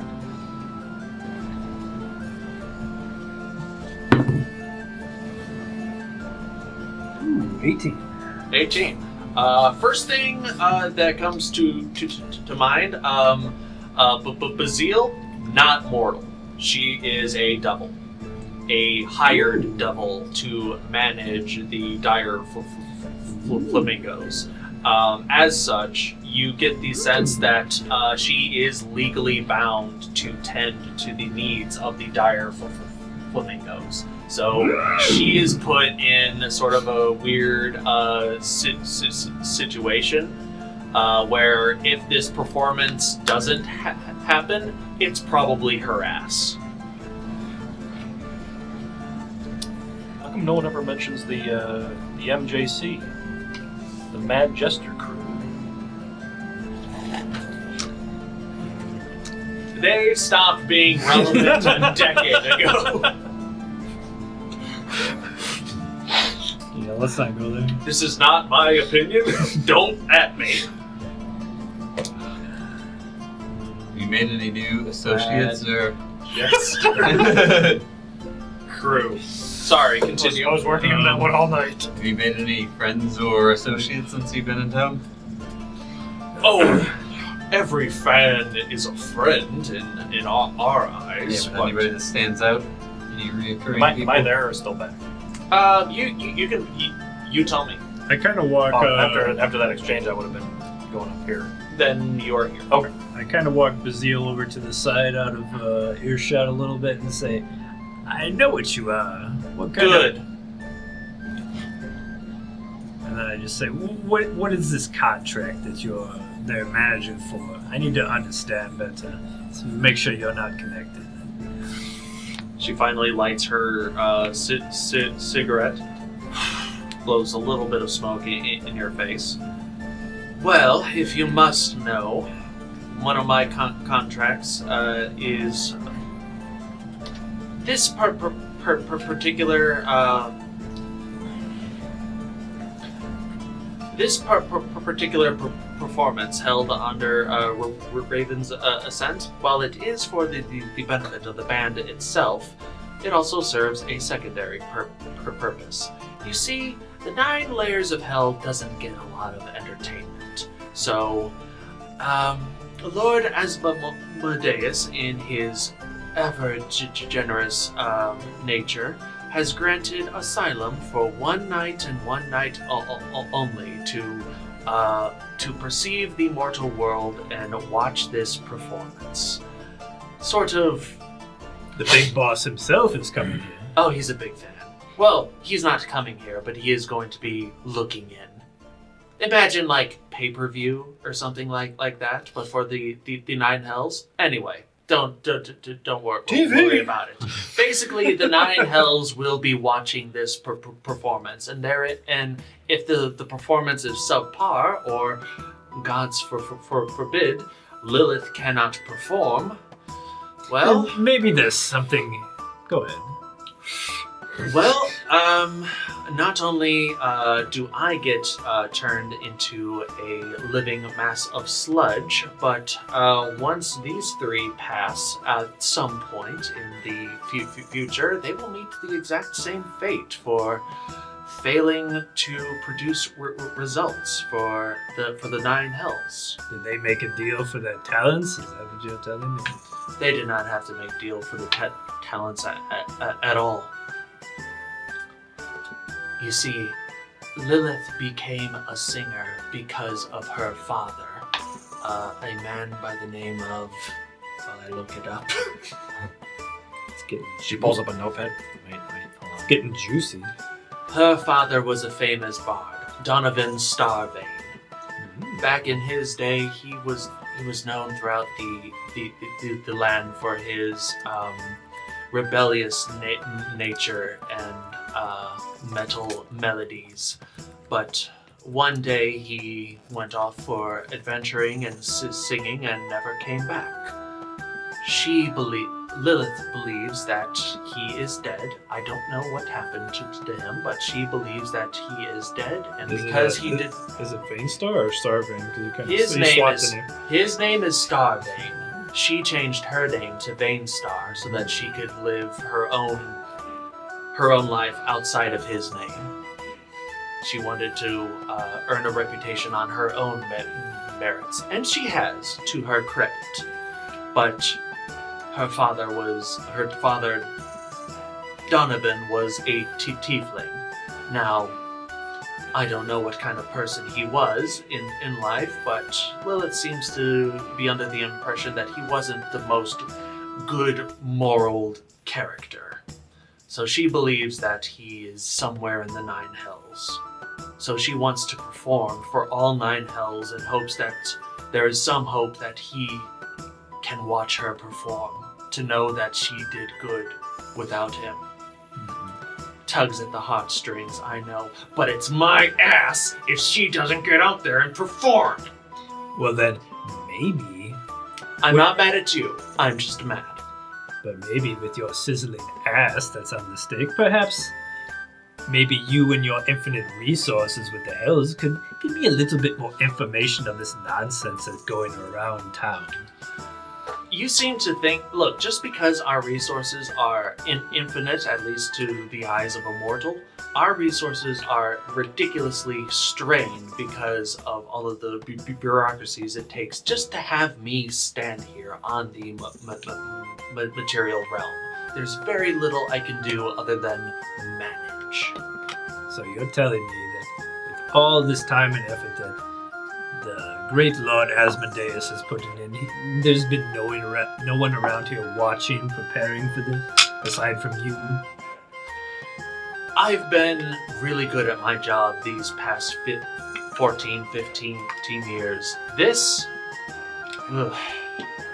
little bit beyond my scope, sure, but we've had adventurers come here and there, and they seem inept.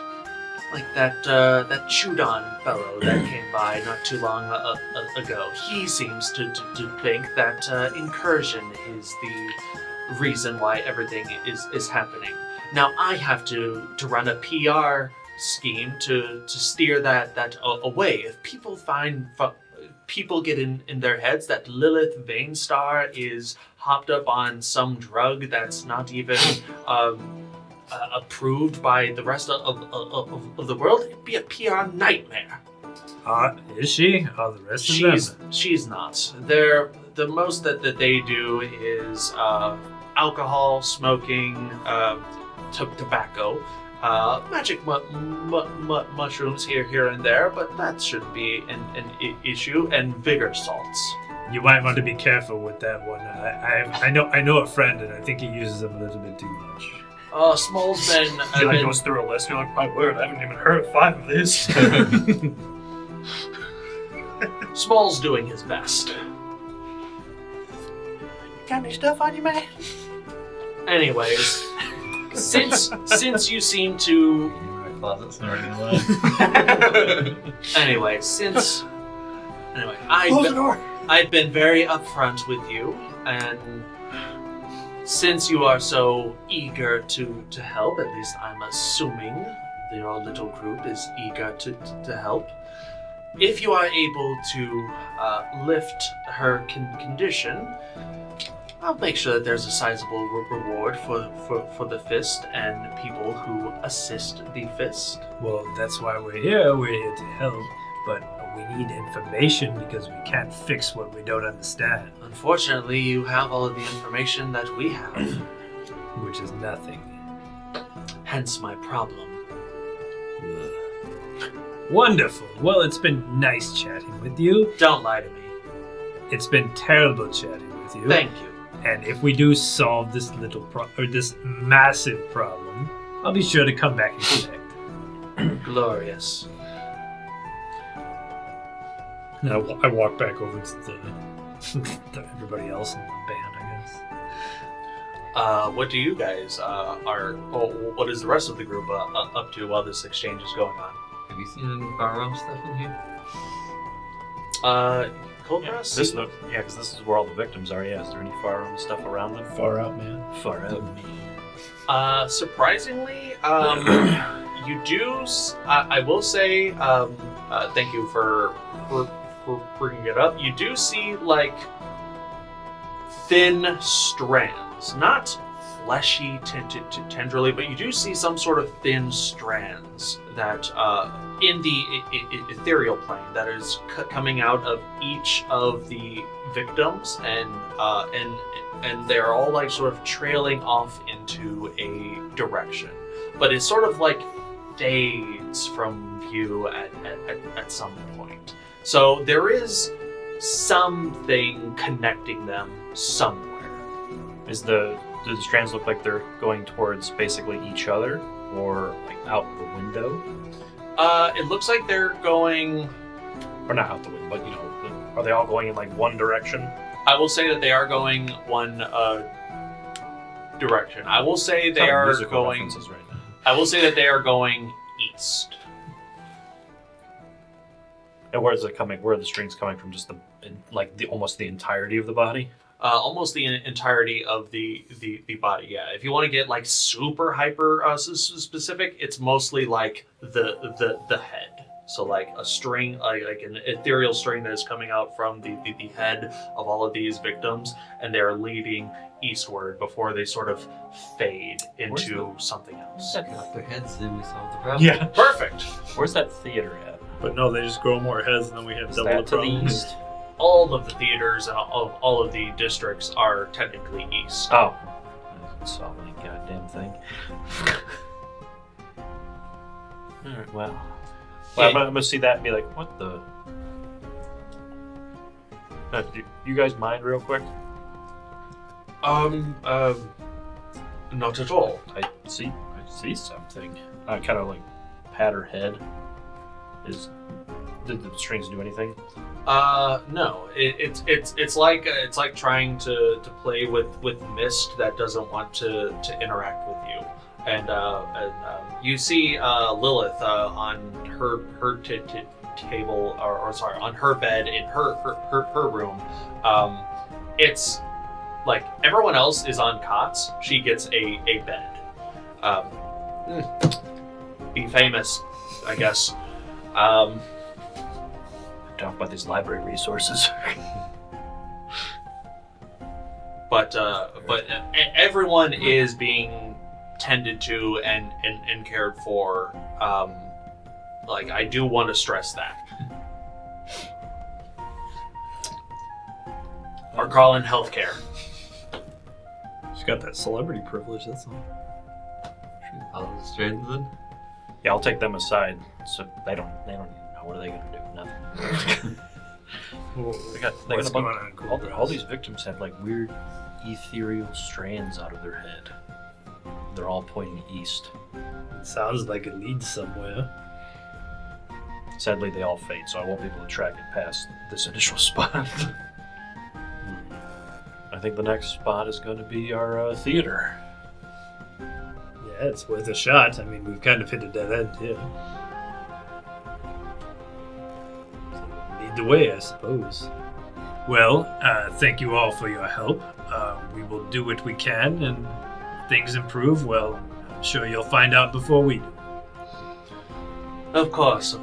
Thank you all so very much for coming. Best of luck on your investigation, and I hope you're not as useless as that Chudon. You're much better than him, I guarantee that. Actions speak louder than words. Should have slipped the potato into his pocket. It would have smelled terrible, and he wouldn't have known what. Small sis speaks up. Wait, you got a potato? Yeah, sure. I give him one of the rotten potatoes.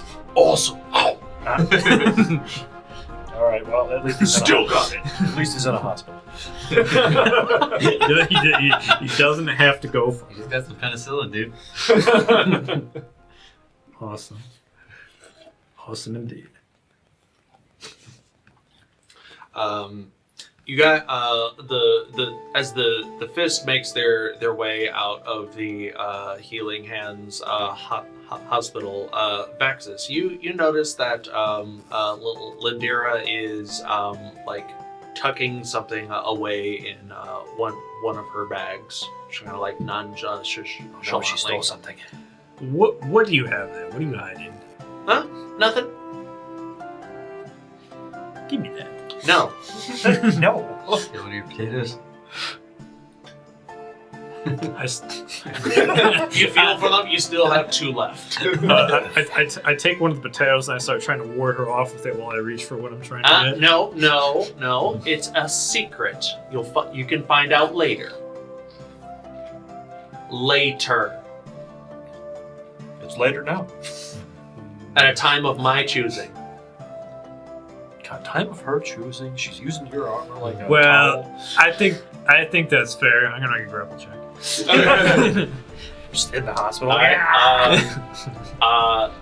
Strength check versus She would, dexterity. yeah, check. she would definitely use this.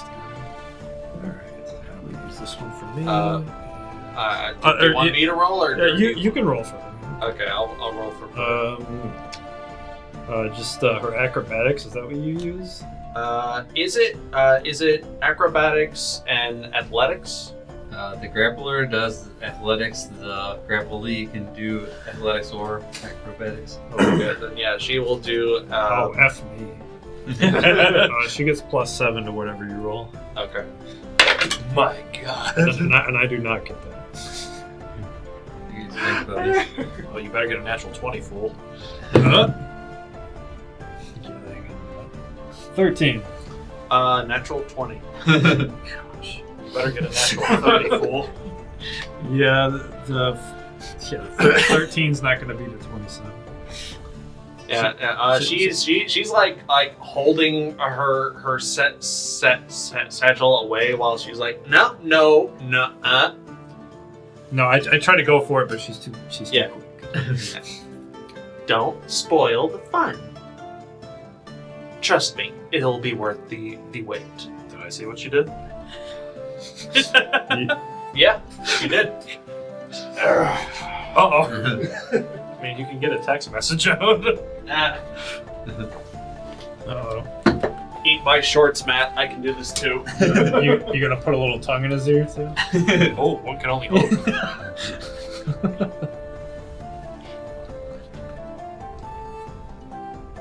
Secrets don't make friends. Okay.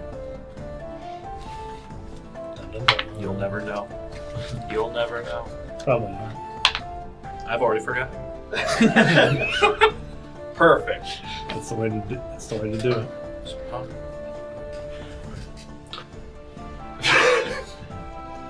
Thank you, Matt. That's Anyways, what happens with the robe of eyes and a natural or a passive 18. See everything. on your way out, you meet up with Marben. He does okay. No backtracking. But my friends didn't realize that my eyes are the size of saucer plates. Kulkras, it's good to see you. Oh wait, was Like, that both was, you are like, are you real? Oh, yeah, that's right. was that when you caught the glimpse of what she was trying to hide, or? No. Just when I was talking to my friends, because I still have a few of the mushroom effects active. Oh, you're still tripping balls. Okay. Yeah. I look like that friggin' owl when they're like, well, look at her, she looks so calm, and the things like this. All of the eyes on Kulkras's robes of eyes are also widely dilated. He just has like a lot of weird black spots on his robe. Jeez. But yeah, Marben sees you all and goes, welcome back. So, where to now? We going to the macabre place, right? Yeah, I think that theater's next. See if we can beat them there. I don't know, beat who where, but sure. Anyone and everyone, I Nerds. guess. Theater nerds. Theater nerds. Theater nerds. They don't stand a chance unless they've been hoisted. You hear that, Liam? We're coming for you. Get them. Alright, Everyone talks tough until they get DDT'd. the fist makes their way So they get to Arcane Renaissance. the fist makes their way to the Macabre district. Each district that you've been to thus far is definitely themed around their respective theme of performance. Genre, thank you. Choir definitely has like a lot of ethereal singing going on. Mostly like the do re mi fa so, but in like different language and cultures. You're off, key.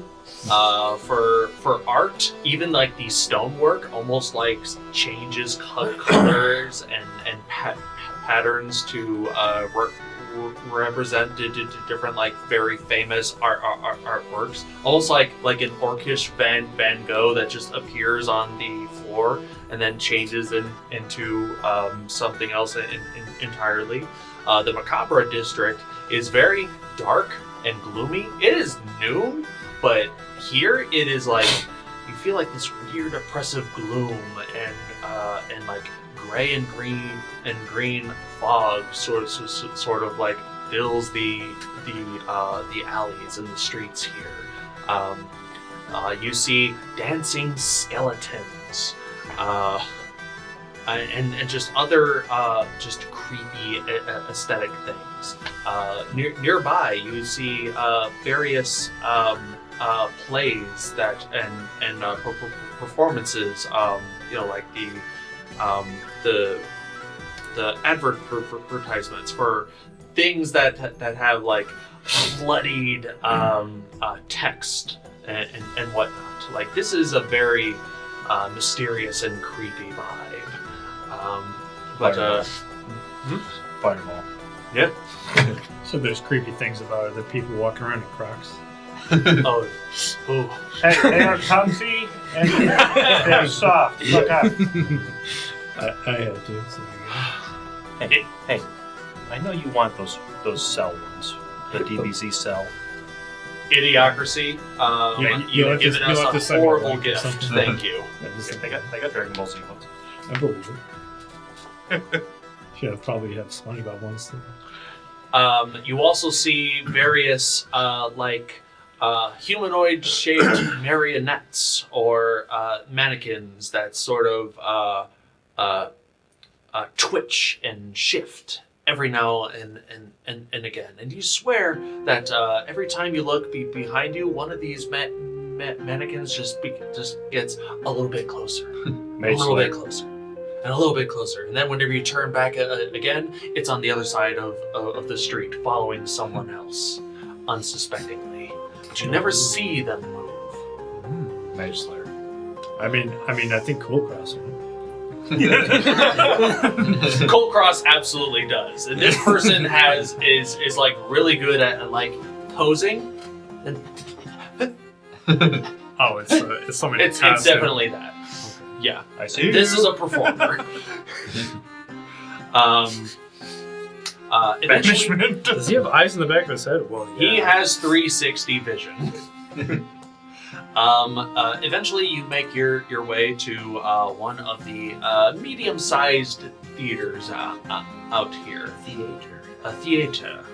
And indeed, out front is a advertisement featuring a dwarven face with gray eyes, and he is just sort of wreathed in these weird shadowy tendrils. And in dark text, it reads, "The Cult of the Star Children presents Eyes of the Beholder."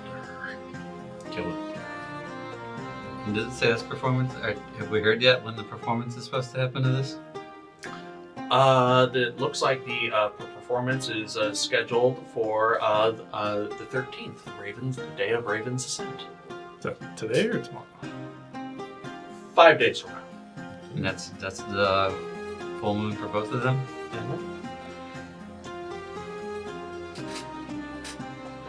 Marben takes you not to the front entrance, but to a side entrance. Everyone should be here about this time, but they don't like us using the main entrance. Everyone's still cleaning and whatnot. But yeah, come this way. I'm sure that they We'll would love show them our all-access pass. please, no violence here. I kind of work for these guys. They're my meal ticket for the month. Oh, Try not to get me fired. Relax, it's a joke, mostly. Yeah, that's what I'm worried about. Anyways, here we go. He opens. That's right, out of character. We haven't told Marvin shit. I mean, we told him about our adventures, but like, Do you guys maybe not like all the juicy stuff. Do you guys inform him as he's like chauffeuring you guys around? Do we want to tell him, or is he just going to be the next tragedy? I mean, I don't think it would benefit him to know, because I mean, he can't see what's going on, honestly. True. Alright.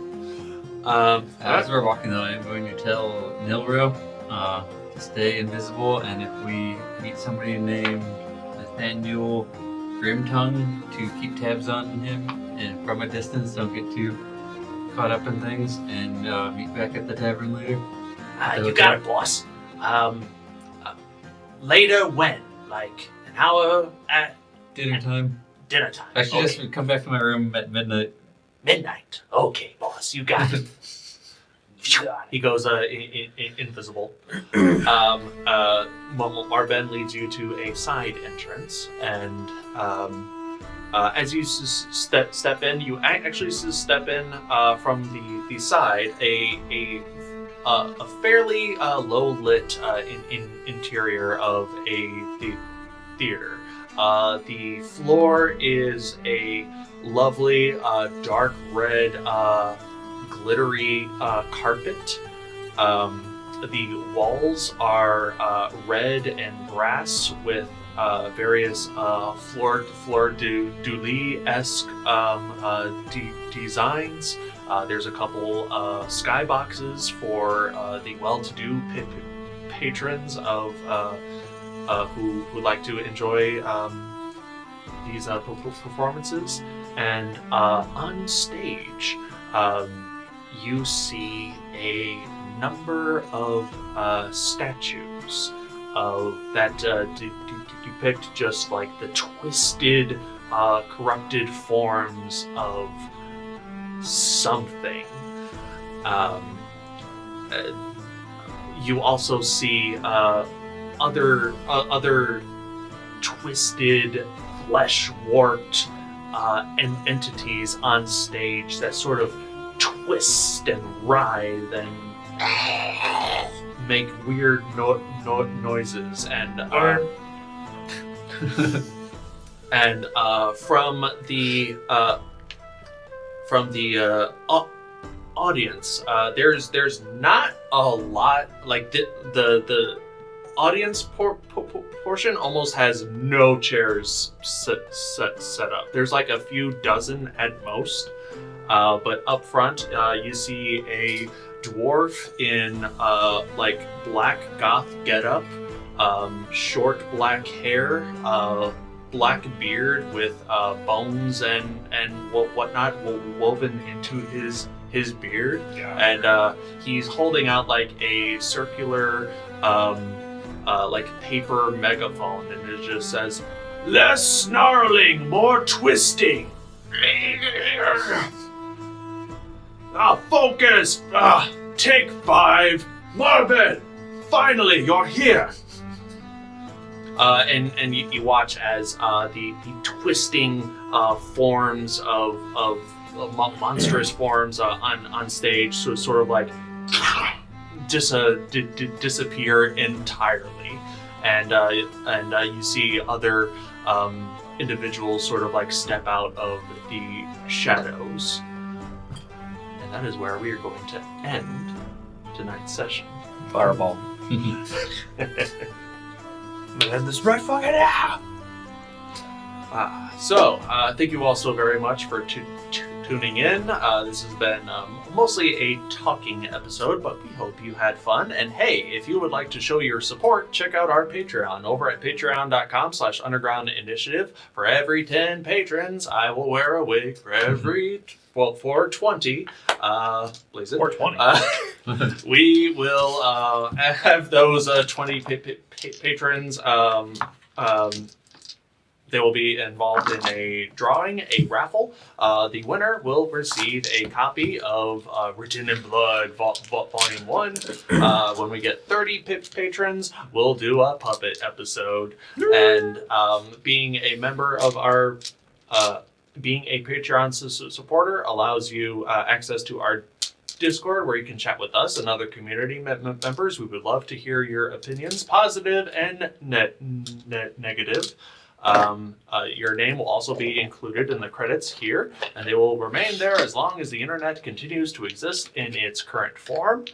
And yeah, we just really appreciate it. Every dollar will go towards improving the quality of the stream overall. That means new minis, new cameras, new mics, new equipment, all of that. And it is all thanks to you. Thank you all so very much. And if you can't do that, hey, that's fine. You could always just give us a like, a comment, a subscribe if you're really, really cool. If not, that's fine. We appreciate it. Either way, it's the thought that counts. Thank you all so very much for tuning in. We look forward to seeing you in the next one. And don't forget to stay incredible.